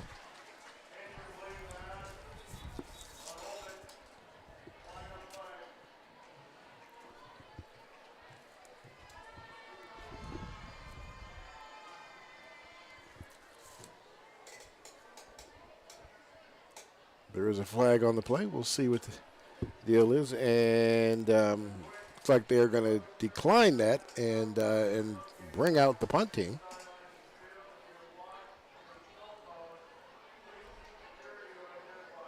So this has become the most dangerous play in the in the game here so far. For Kentlake, I think you just got to punt the ball out of bounds. Yeah.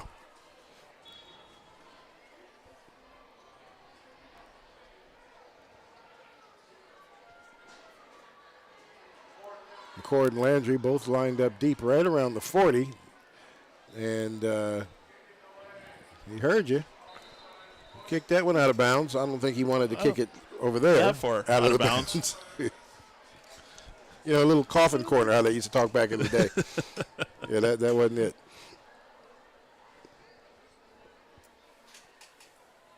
So the kicker, punter, shanked it one pretty good. I think they may have got netted.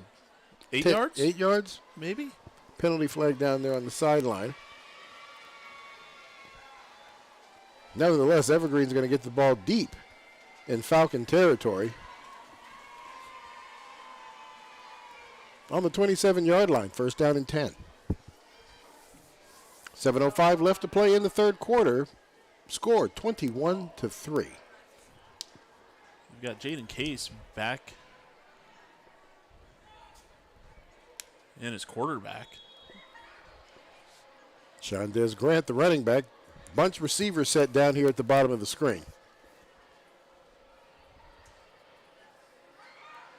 Ban, McCord, and Landry.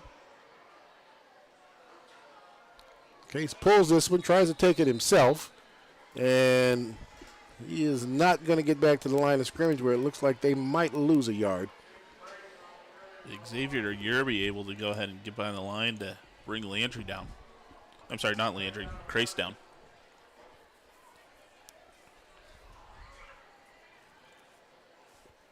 Bunch set up here again. Read option. Pistol formation.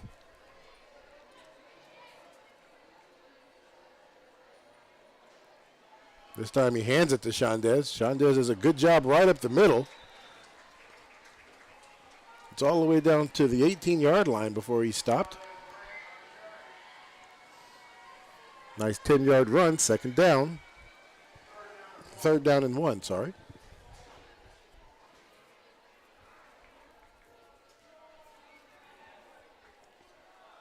Chandez one more time. Nice hard run by that young man. He does get the ball down inside the 15-yard line. Down to the 13. Be enough to move the chains. That'll be first down. Got an injured player on the field.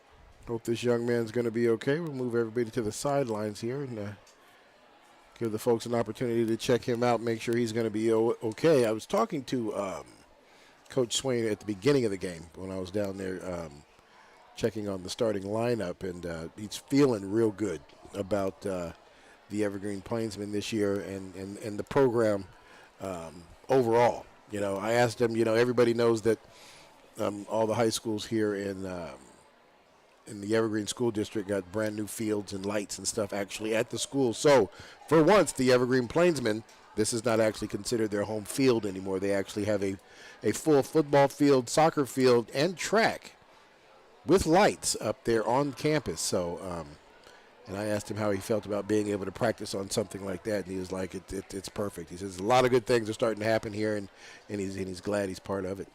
Yeah, no, it's great. It's great for every school in the district and for every team to have a true home. You know, I mean, it's always great to be here at McKenzie Stadium and play your games under the lights, but to have some place where you can have a quality practice and, you know, you can really build a program with your freshman and JV teams as well to have quality fields to play on is too. Good, yeah, real good stuff. Alrighty, looks like they were able to walk off on their own steam. That is always a good sign in football. We're back at it here. Trip receivers bunched up down here in the bottom. Chandez off to the left, off to the right-hand side, I'm sorry. Crace decides to keep this one, stumbles a little bit, but he is going to get some positive yards out of this as he goes down inside the 10-yard line to the 8. And it'll be second down. 5:42 left to play in the third quarter.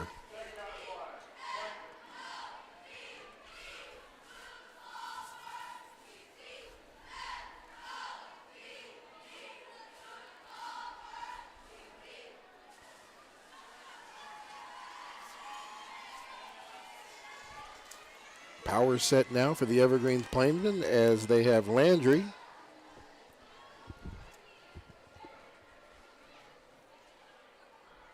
Hands the ball off to the big running back. And he makes the tackler pay for that one as he gets down inside the 5 to the 4. Nice hard run by that young man. Who was that again? What was his? That was Ty Fahalevo, and if I mispronounce that, I am truly sorry. Oh yeah, look at that. He is a fire plug. He just ran him over. Just bowling ball. Yeah, he sure did. Xavier Yearby paid for that one. Looks like they're going to give it to him one more time. And he is not going to get in, but he will get down to the 1-yard line before he stopped. It will be enough for the first down. They just needed to get inside the 3 for another first down. So it'll be first and goal from, looks like, the 1-yard line.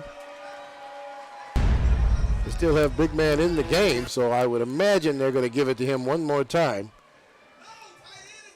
And going to let him punch in. Strong side. He's going to go in there untouched this time for the touchdown. Evergreen on top once again with another 6 points on the board. Yeah. You can see here, Ty just, he finds the little slot on the end. He's able to make it through. But even if he comes up against anyone, I mean, it's hard to stop him. He's sitting there 5'7", 210. Yeah. Low center of gravity. He can just keep his feet moving. Yeah. Stocky fella, hard, definitely hard to bring him down. Evergreen moving the ball at will and as they like here in the second half of this ball game so far. Ready for the extra point. Crace is the holder. And kick. And that is good. So 4:21 left to play in the third quarter. Evergreen 28, Kentlake 3.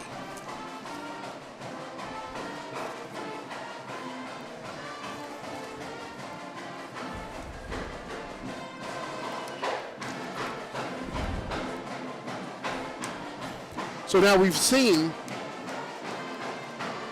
3 running backs here for the Evergreen Plainsmen. That's the young man who just scored the touchdown. We have got Mark Williams, and we have got Shandez Grant. All 3 of these guys, all 3 definitely different type runners, right? One is just, I'm just going to run you over, right? And we just saw that. Williams also the same kind of style. I mean, you know, and then Shandez a little quicker. So, I mean, little quicker, little more agile. Yeah. Step through into some spaces, and then you've got you've got Williams and you've got Ty, who just bowling balls that'll just go through people. And it's working for Evergreen. It is good stuff. Not to mention Damian McCord, Arthur Bann, and Jonathan Landry. I mean, there's just a lot of guys on the Evergreen team that are able to put points on the board. Yeah, and then, I mean, you even look. I mean, you've got Jaden Trace, but at the same time, you've got Khalil Osmond who can come in. Yeah. And he can run the football, too. Yeah, he sure can.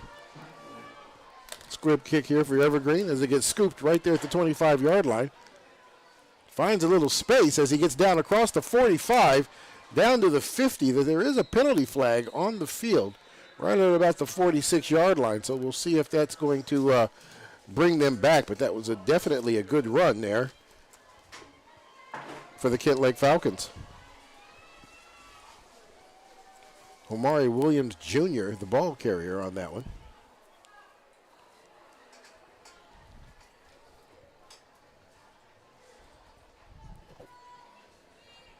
So you hear what the call is. Who's it going to be against? Okay, that's going to be against the Evergreen Plainsmen.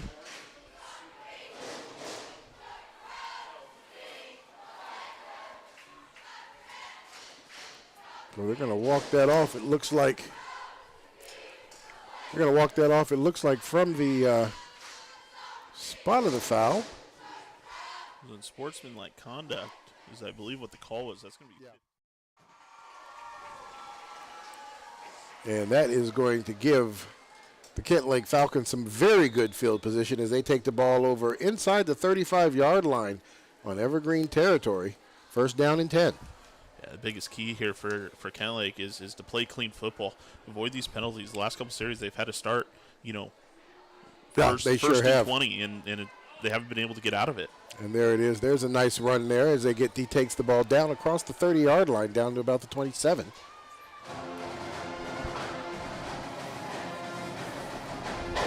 Nice power formation as he steps in behind his up back.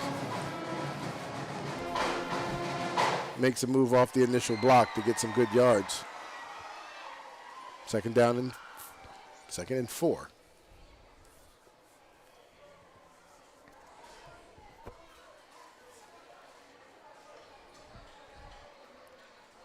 Three and a half left to play. Hands that ball off right up the middle. Nice little run. Looks like he'll get down to the 25-yard line before he stopped. Just shy of the first down. We've got late penalty flags coming in. We'll see where that's coming from. People might be getting a little chippy down there.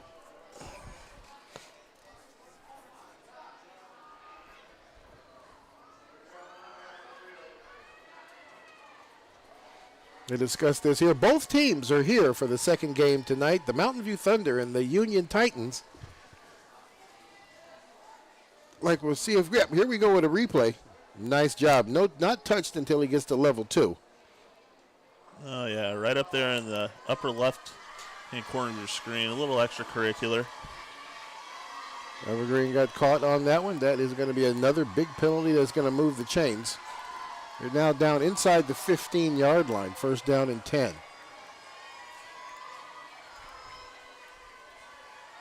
Make sure you stay around here for the second game tonight of our doubleheader. The Thunder versus the Titans.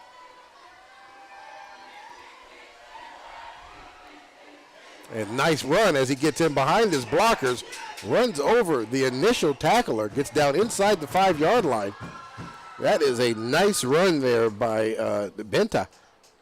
Yeah, it's great blocking by Luke Rigtrup. You can see here, Benta just falls right behind him.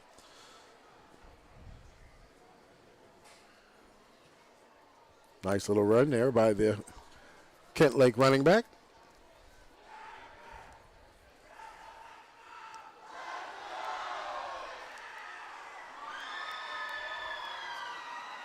And there's the first mental mistake, kind of what you was talking about before. That's something they're going to have to kind of stay away from. Yeah. And, you know, good momentum, and now they were inside the 5. Now they're going to just back themselves up back inside the 10.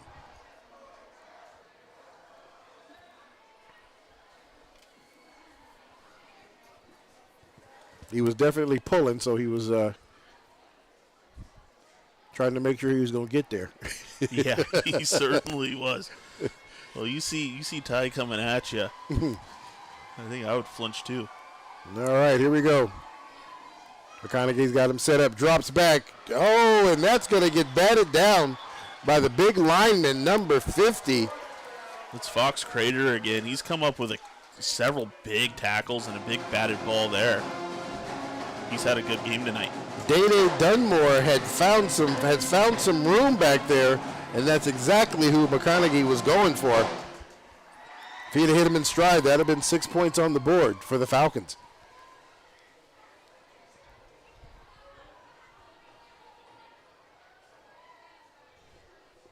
So with that incomplete pass, that stops the clock at 2 minutes and 28 seconds left to play in the third quarter. 3rd down and 8.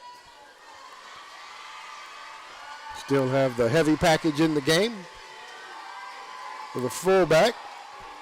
This ball gets dropped. He rolls off to the far side looking for his receiver. Not able to complete that. And we've got a penalty flag, so we might have a pass interference out there as well. Flag. The ball was caught by Thomas Hildebrandt. I don't think he was able to stay in bounds. We'll take a look here on the replay as we see on the left side of our screen.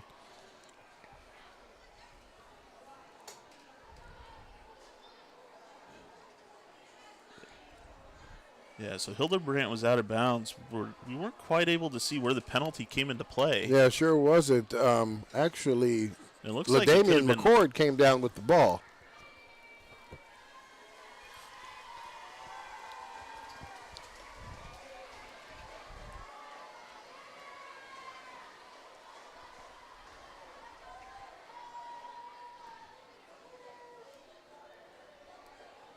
That's going to be half the distance to the goal line.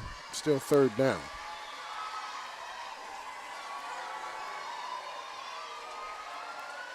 Hands this ball off. Gets in behind his blockers. He just keeps driving his feet until he gets in for the touchdown. Nice run there by the running back for the Falcons, who just refused to give up.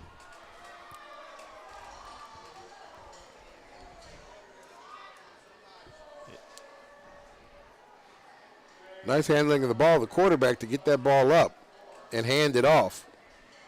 Yeah, they gave the ball to Benta, but you can see Cunningham just behind him, just pushing. Yeah, he sure was. He pushed him across the goal line to get 6.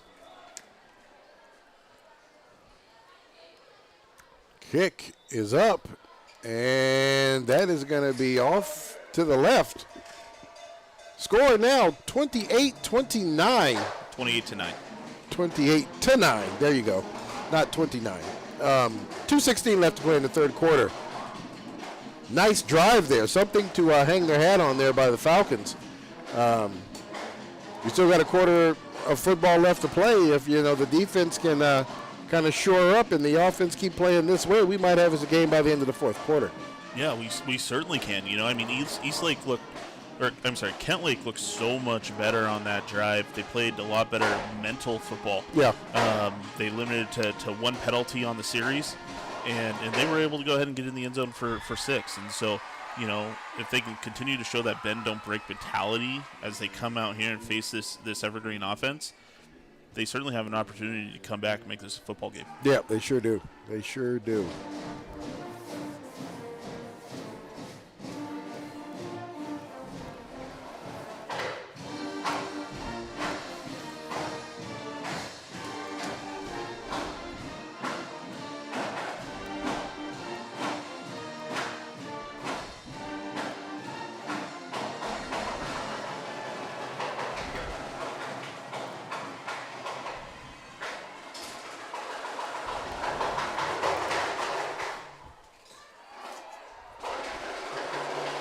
All right, here, we're set up here for the kickoff. Kentlake kicking the ball over to the Evergreen Plainsmen. 2:16 left to play in the third quarter. 28-9 is the score.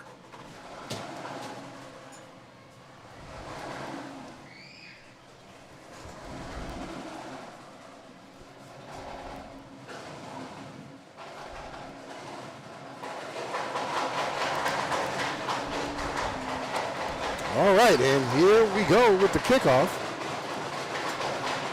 Both men deep, right inside the 10. They're going to onside kick this one. And that went to 10 yards.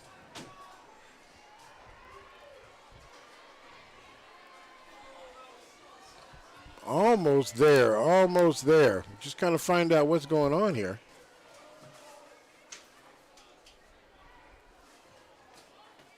There is a penalty flag. So step out of bounds? That's what I'm thinking might have happened. That's the only thing I can kind of see what's going on here. Whole lot of meeting going on. We'll see how this is going to work out. That ball was recovered after 10 yards, so we'll see what's going on here. The Whitecap now wants to talk to the rest of the officials. Yeah, my only thought was, I believe it was Binta who recovered it on that far side. Mm-hmm. My only thought is he had his foot out of bounds as he caught the ball.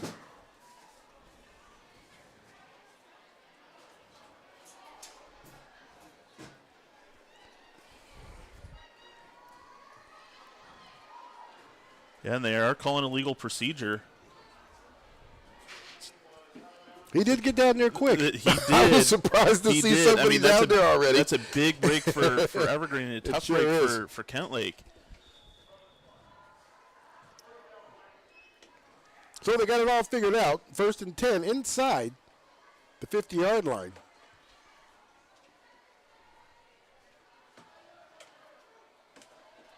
McCord has the ball.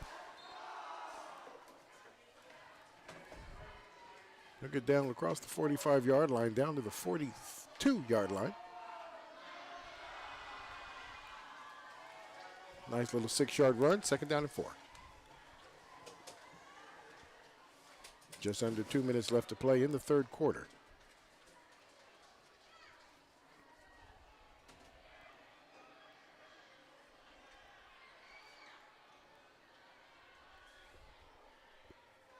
Pistol formation, bunch on the far side. They're going to hand the ball off to Grant. Nice strong run there by Grant as he tries to step into the DB. Carries him a couple of yards. Down to the 35-yard line, and that'll be enough to move the chains. 1st down, the Evergreen Plainsmen.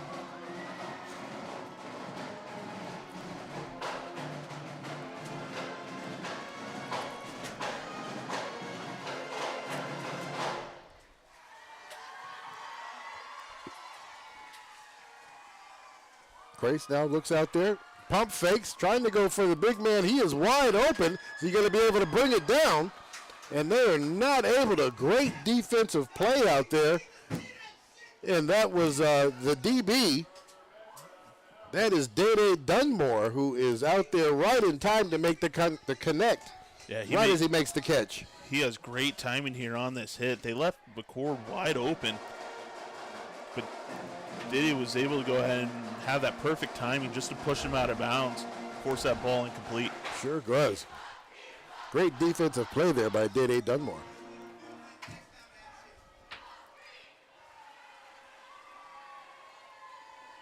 Grace now drops back again. Now he looks for Lamberth. Lamberth plays out for that one, and he's going to get the touchdown. Pretty reception there by Lamberth as he reaches out and brings that one into the end zone.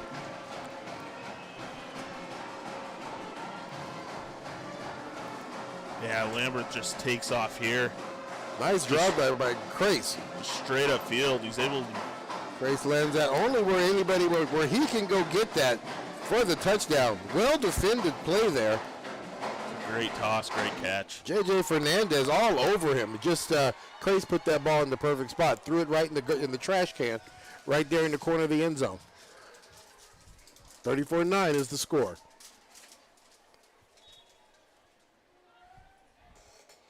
Praise the holder. And we have a kick, and it's going to be good.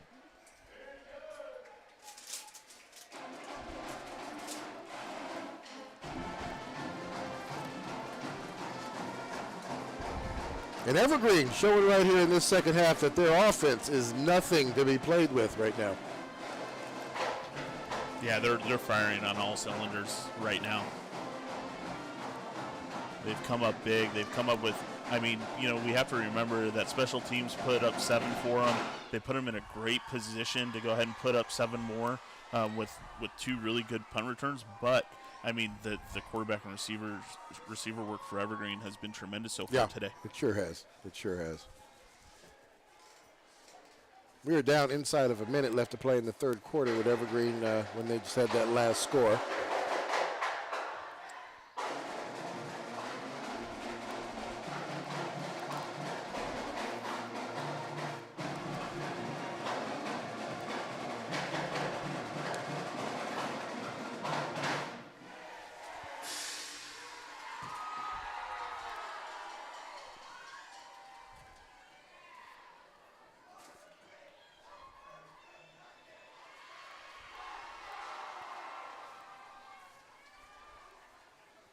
And we are ready here for the kickoff.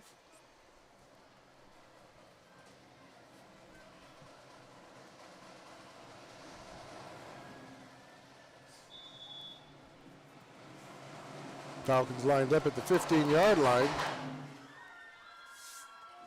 And it'll be fielded right there at the 16.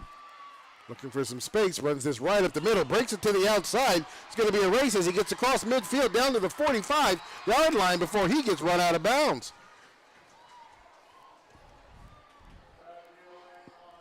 Nice job there by Ocon. Number 14 for the Falcons. Yeah, you can see here, Ocon's able to just go ahead and find a seam, and he makes his way. He makes his way to the sideline. Nice job there. It's just a foot race here. And he'll get taken out. Yeah, Josiah Alanis was able to just catch him.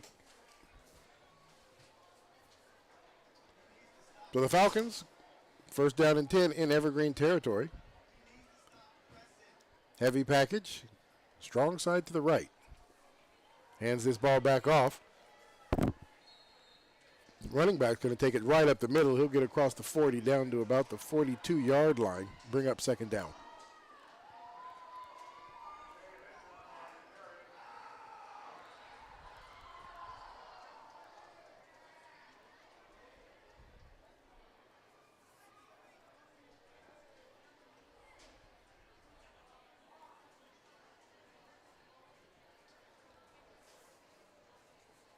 Breaks huddle now. Trips receivers at the top of your screen.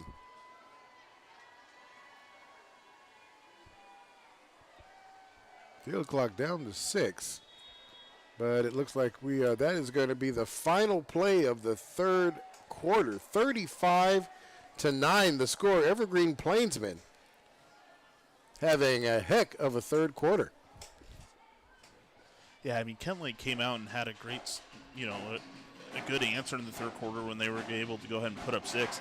Evergreen just comes out and kills all momentum that Kentlake has by answering very quickly. Yeah, they sure did. They sure did. Last 12 minutes of the game here. Remind everybody we do have another game tonight. Game 2 of our doubleheader. Mountain View Thunder going up against the Union Titans tonight.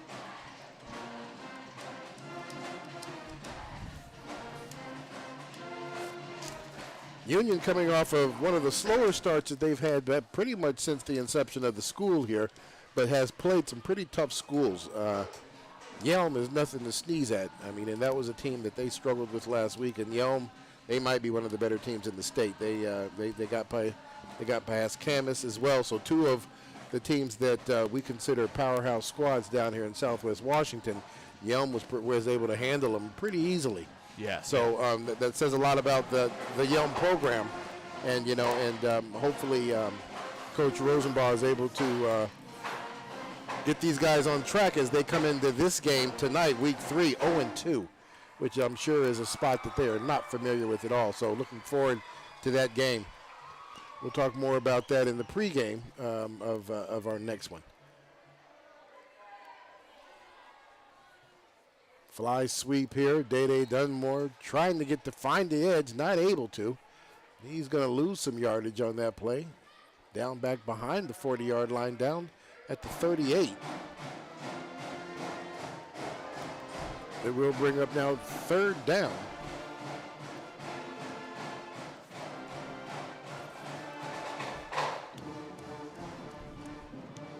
$13 to go.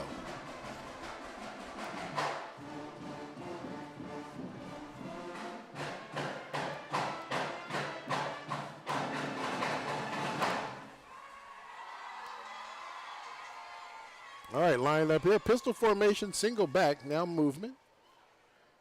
And we're going to have a penalty flag here. And another penalty flag. We've got 3 flags now on the floor. Dunbar is going to get the ball kind of thrown to him at the last minute. Looks like there might have been movement by the Falcons. They allowed the play to go ahead instead of blowing it dead.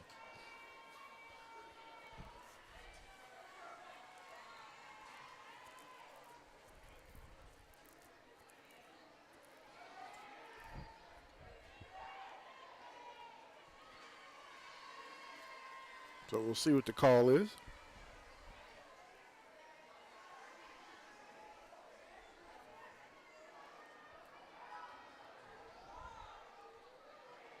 Conference of the Minds down there. Yeah, most definitely.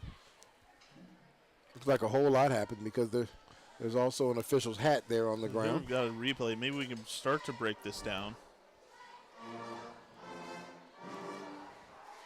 Okay, we can see the pocket is definitely getting crushed. There's already a penalty flag on the ground. Not quite sure where that one is coming from. Gets it to Dunmore. Oh, there's a big blindside hit.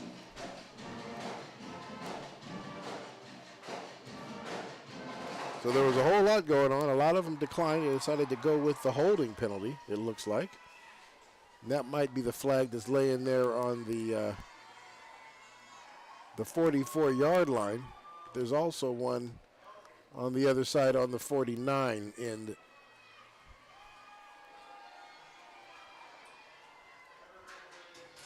So we'll see where they're going to mark off the holding from, see which penalty flag it was.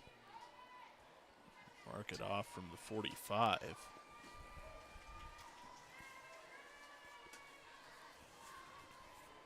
So even more yardage.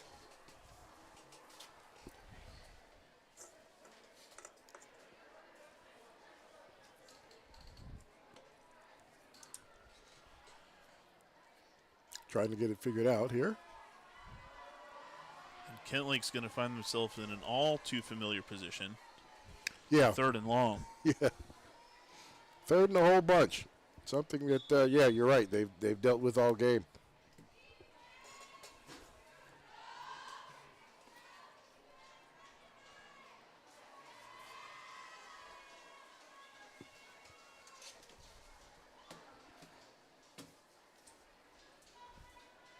All right, Kentlake breaks the huddle.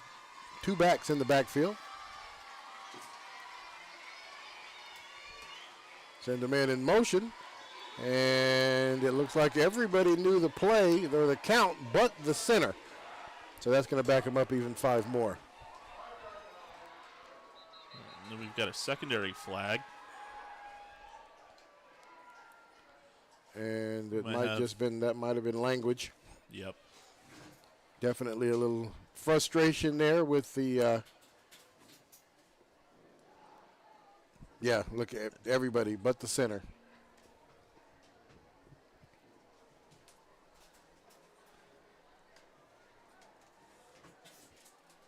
And then we had a late flag come, which probably meant one of the players used profanity on the field.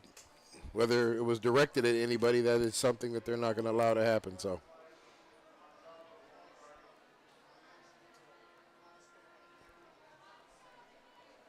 So that will back them up even more. Guess they'll walk it off as soon as the referee explains it to the coach, but we see him there on the far side.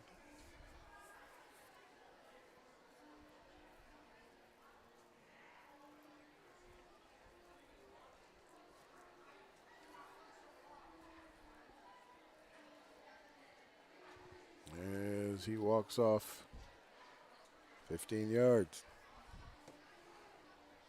So that little mishap cost him another 20. Yeah, and at 3rd and 46, it is not the biggest obstacle they've had to overcome tonight. No, it isn't. You're right. Remember, there was the 3rd and 48. You're right. And they got 47 that time. Didn't happen that way this time. I tell you what, Crater, the big man, has just been a menace defensively for these guys. He's only a junior, too. Yeah, he's just had a fantastic game tonight. Wow, yeah, he's just there. He's been able to break through that offensive line all night. Yeah, he sure has. Well, and at 6'6", 275, he should be able to. I mean, yeah. That is a college-sized boy. Yeah, that sure is. That sure is.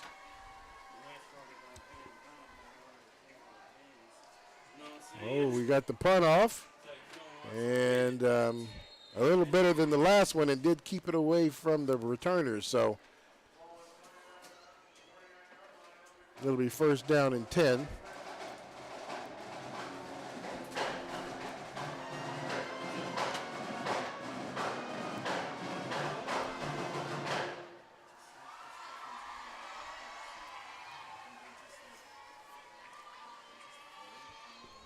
Evergreen will take the ball over. Looks like he's going to put it down on the 49-yard line.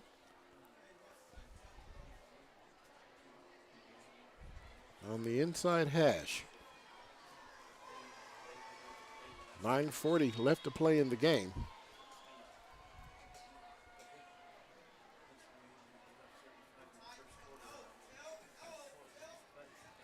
Evergreen lines up 2 men in the backfield. They're going to line up back in a pistol formation, and then he's going to move them over to the left-hand side. And that this time, quarterback decides to keep this one. He gets across midfield down to about the 48-yard line before he's tackled.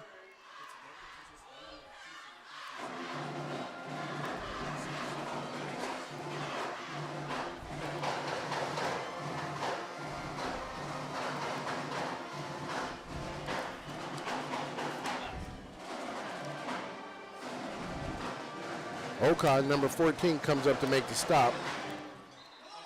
Looks like he is slow to get up there. And we are going to get a timeout call here for the Kentlake Falcons.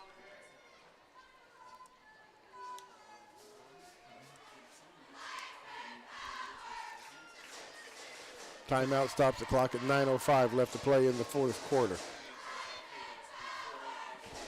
It's going to be Kentlake's first of the half.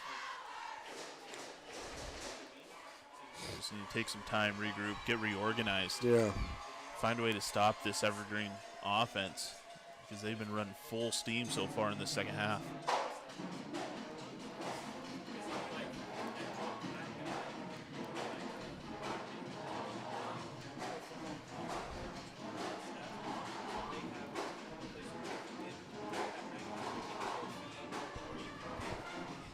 Actually, the door is closed.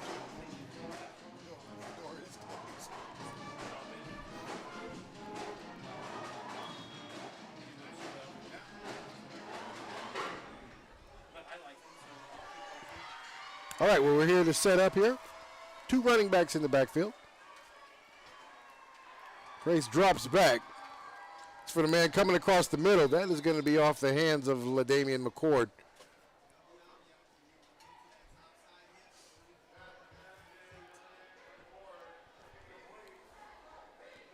Drops back. McCord drives a nice little post route. Not able to bring that in. Almost picked off there off the tip. Yeah, it's a drop ball by McCord. You can count on him to bring those in. Yeah.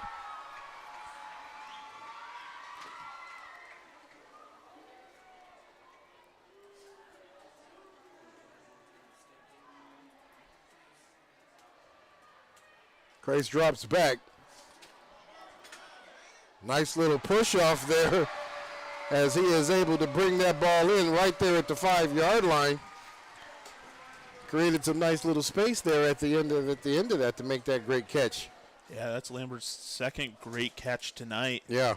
First one resulted in a touchdown. This one gets big yardage. Sure He's does. able to create a little bit of space and just is able to lay out. Great job there on Craze to in. kind of just throw that ball and let him go get it. Big play now, brings him down inside the 10-yard line, first down and goal.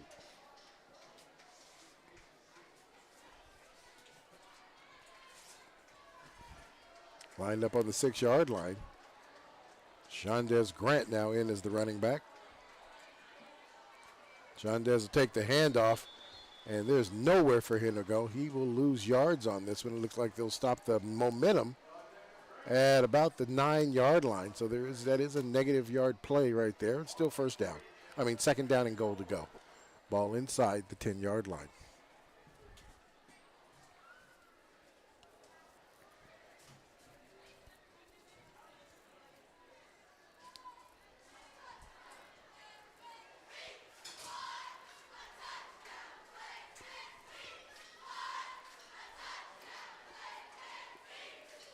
Lines up again. Slot receivers on either side. Quick pitch out to Shondez.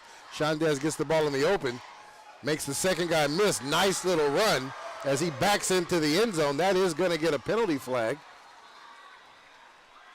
But he will also get the touchdown with it as he backs into the end zone and points at the Kentlake Falcons.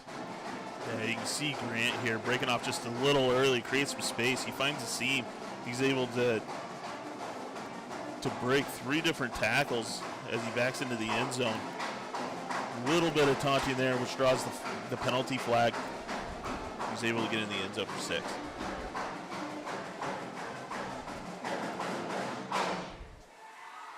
There's the unsportsmanlike conduct call there from the Whitecap. Evergreen now 41 points on the scoreboard.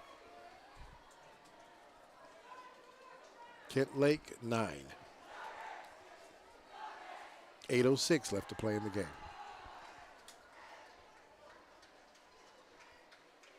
Shot there of the Mountain View Thunder. Coming up there in the back.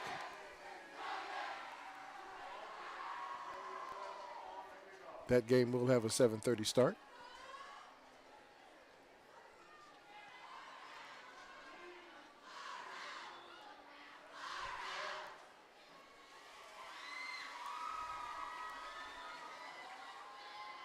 I think that putt, did he get it in? Great job there by the quarterback, Grace. Snap.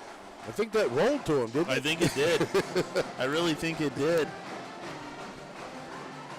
Impressive by the holder there. Go ahead and get that ball ready. Yeah.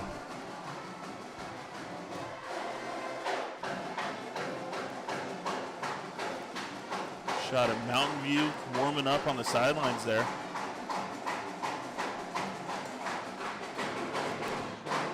That'll be a fun game tonight. Yeah. Union Mountain View.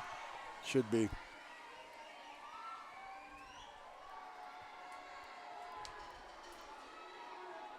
They have those jerseys on with those tough numbers. That'll be fun jerseys too. have tough numbers. They're either black or they're metallic, and they all look like the same number. Right. I thought we talked to Rosenbaum about that. He didn't hear us. All right, both teams down on the field, ready to kick this off. Because of the penalty, Evergreen will be kicking the ball off deep in their territory. And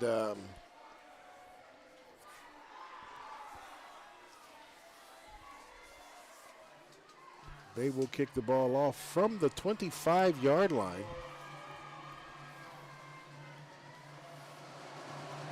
Coach Swain not too happy with the way Grant celebrated on that to get the penalty. You know, you want to stay focused, you want to stay disciplined. You know, those are the types of things that you don't need happening to you. You just want a clean football game, you know, especially when, you know, when it gets later in the season.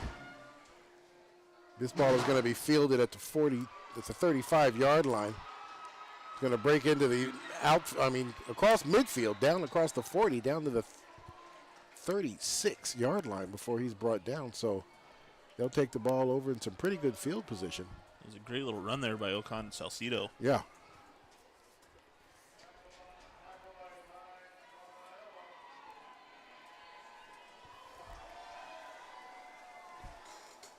You can see Ocon Salcido here coming. He's just able to find a little seam through the middle until Ty Favaleo was able to bring him down. Yeah, sure was. So they come to the line of scrimmage here.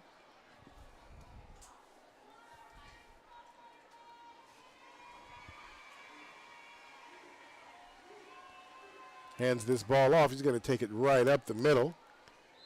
He'll get to the 35-yard line, it looks like, before he stopped. 2nd and 9.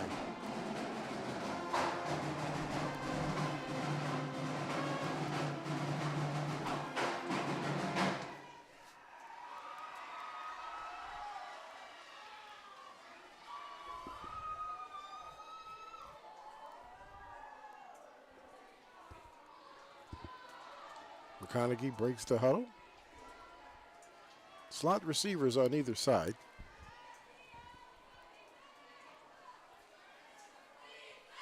Yerby and Dunmore on the edges.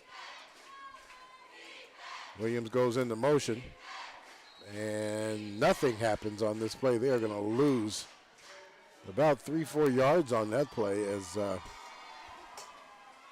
the dominance of the Evergreen defensive line is just too much for these guys to handle right now.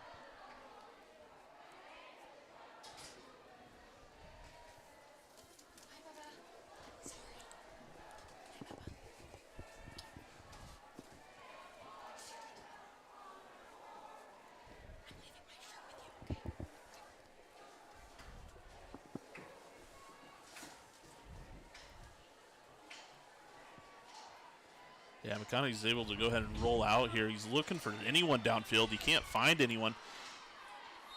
Finally decides to go ahead and step out of bounds.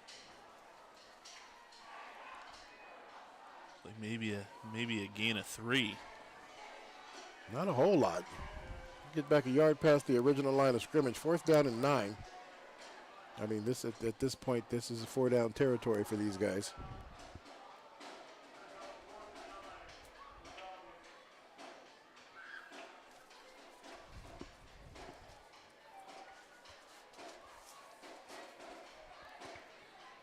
Then you just kind of think about, when you think about how tough they've had it tonight, you want to look at number 75, Peyton Moore, a 5'10", 320-pound sophomore playing nose tackle. He is just plugging things up down there, making it difficult for these guys. Ball comes right down. It's going to be picked right there at the 15-yard line. I'm sorry, the 10-yard line. That is going to be number 28 there.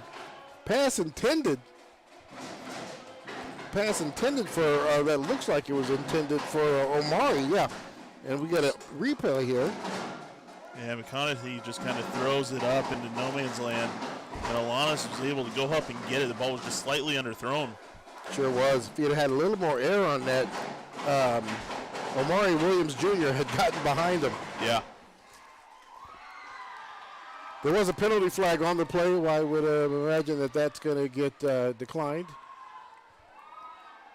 And Evergreen's going to take the ball over on the 10-yard line. It's the first turnover of the game, isn't it? It is. It is the first turnover. So 6:12 left to play. Evergreen's on top, 42-9.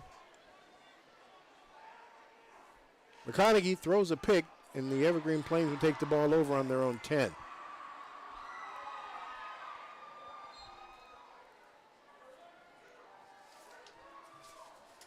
Evergreen has their third running back of the night carrying the ball.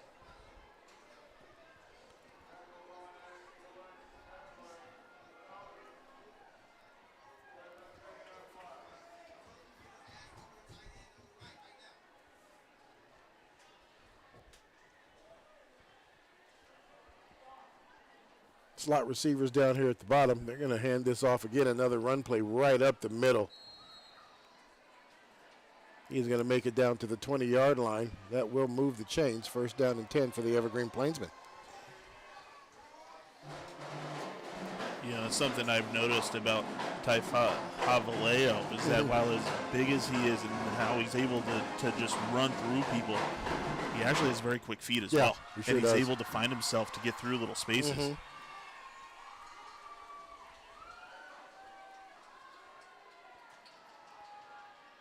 Quarterback change. That is going to be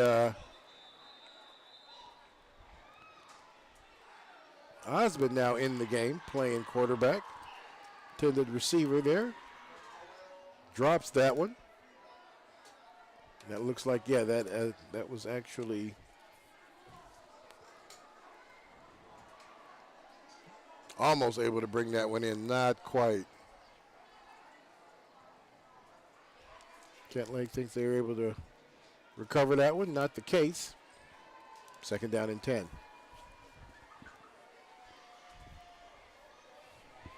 Osmond now the quarterback. He's going to hand this one off again. This time the Kentlake defense there to make the stop. Back at the line of scrimmage. That's going to bring up third down and 10.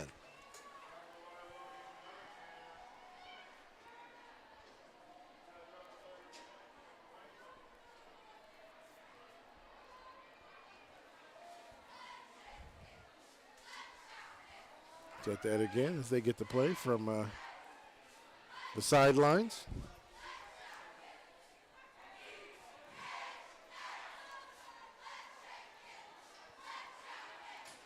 Osmond drops back. Looks at the late read, tries to hit the receiver out here at the wide side at the bottom of your screen. That's going to be Arthur Band. He's not able to bring that one in. It's going to bring out the Evergreen punt team.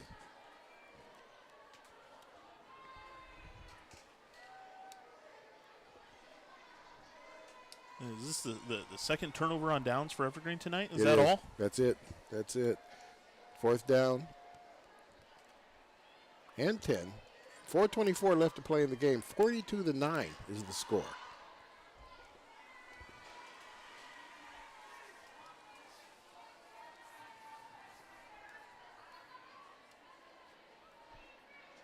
High snap. Quarterback able to bring that one down. Gets the kickoff. And it's going to take a Kentlake bounce and just about roll out of bounds.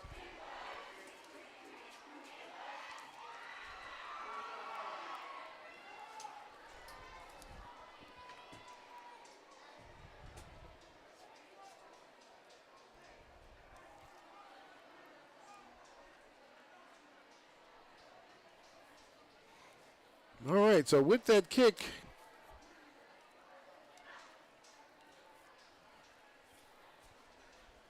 Kentlake's going to take the ball over inside Evergreen territory on the 47-yard line. First down and 10.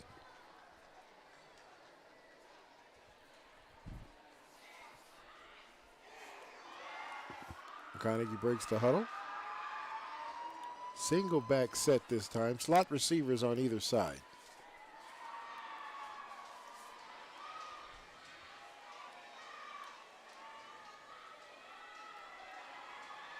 And we have another motion.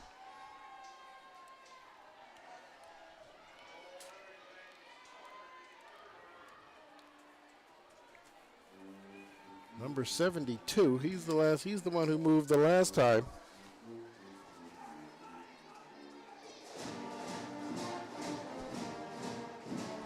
Yeah, number 72 again. I don't know if he was quick. He's down there blaming the center again. Yeah, that's certainly something that they're going to be talking about this week in practice. Yeah, most definitely. How do you get that offensive line in sync? It's hurt them several times tonight. Yeah, it has. Logan Cunningham, number 72, called for the movement. He's going to back him up 5 more yards. They're back now in their own territory. First down and 15. McConaughey keeps this ball. He's going to take this right up the middle.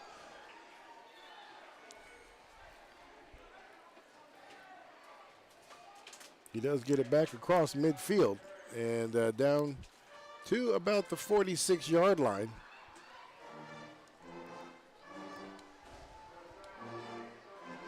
See McConaughey here with the keeper.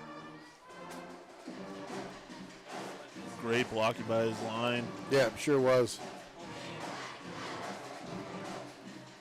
Able to get it back just past the original line of scrimmage. 2nd and 9.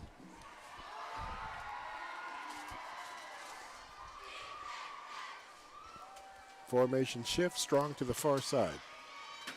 Drops back. Gets that ball out in the flats. Tries to take it inside. Doesn't make the first one miss. Gets across the 45. Down to the 43.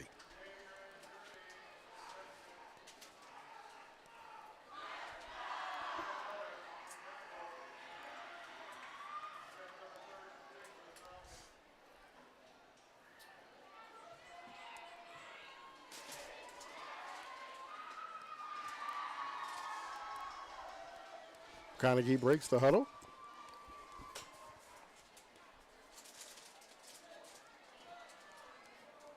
Three receivers here at the bottom of your screen.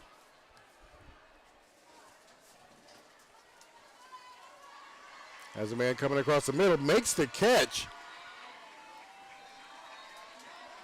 And is able to take the ball across the 30 down to the 27-yard line. So good catch.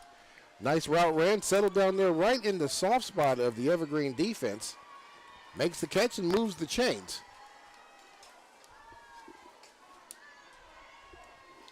Just under 2.5 minutes left to play in the game. The Falcons are on the move.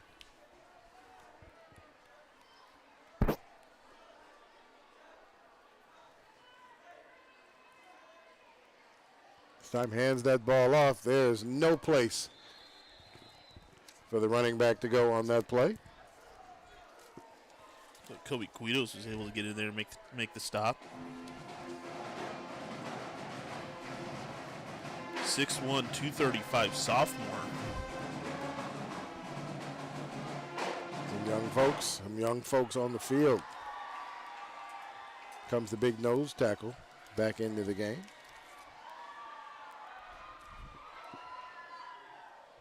That's going to be Peyton Morris, number 75, right there over the top of the center.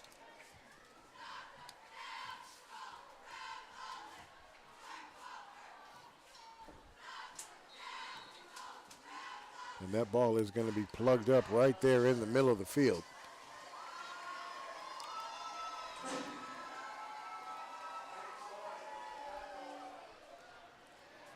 Like we might have a player slow to get up for Kentlake. Does look like big number 78. I do believe that is their center.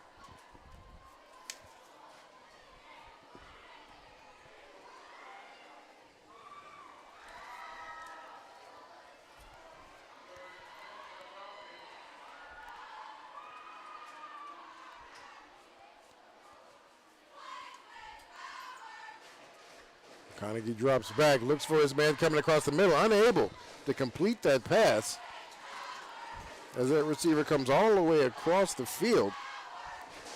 Yeah, Mari Williams Jr. there with a great little run. Just going to connect with McConaughey.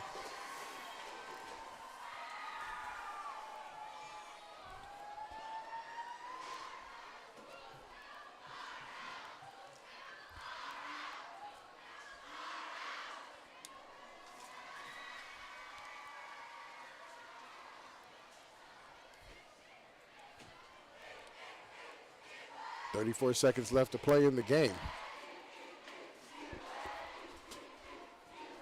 McConaughey drops back as receivers in the route. Day out there, and that's going to get picked off the tip drill as that is bounced off the hands of Day Dunsmore.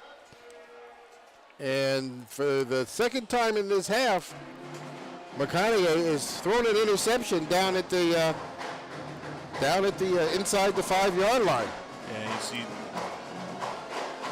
nice tip by Josiah Alanis. He's able to tip it to himself. Mm-hmm. Pick up the interception for the second turnover of the game. Threw that one a little too short. Once again, Day Dunmore was behind the DBs on that play, and if that ball had been thrown with some distance, that might have put some points on the board for the Hawks. For the Falcons. 22 seconds left to play in the game. Evergreen, I'm sure, is going to do the victory. Yeah, and Evergreen comes up big tonight, 42-9. But if you look back, there's really a few key plays that really swung the momentum in their favor. The two big punt returns. Lost opportunity by Kentlake when they recovered the onside kick but stepped out of bounds. You take a look at those three plays, and maybe things could have been a little closer had those gone Kentlake's way. But Evergreen looked impressive tonight. Yeah, coming they out, did. They're going to become 3-0 at the end of week 3 as they start league play next week. And they've got some promising talent coming up this year and next. Yeah, they sure they've got do. a younger squad. Showing some real good promise here. This game went very well. Evergreen starts this season 3-0. Something that the program and the school very proud of.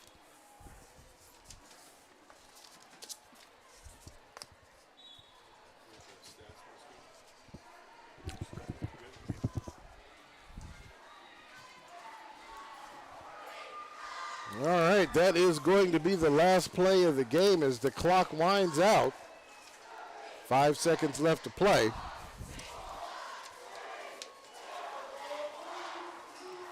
And that is going to be the game. The Evergreen Plainsmen come out on top 42-9 over the Kentlake Falcons. Evergreen now goes to 3-0. Non-league play here, but definitely getting their team prepared to run for the league play run here in the next couple of weeks. We just want to remind you guys that we are not done tonight. We do have another game starting at 7:30. Mountain View Thunder, Union Titans. That game will start then. Rodney Lawrence, Ryan Vassbinder. This is EPS Sports, and we'll see you at the kickoff.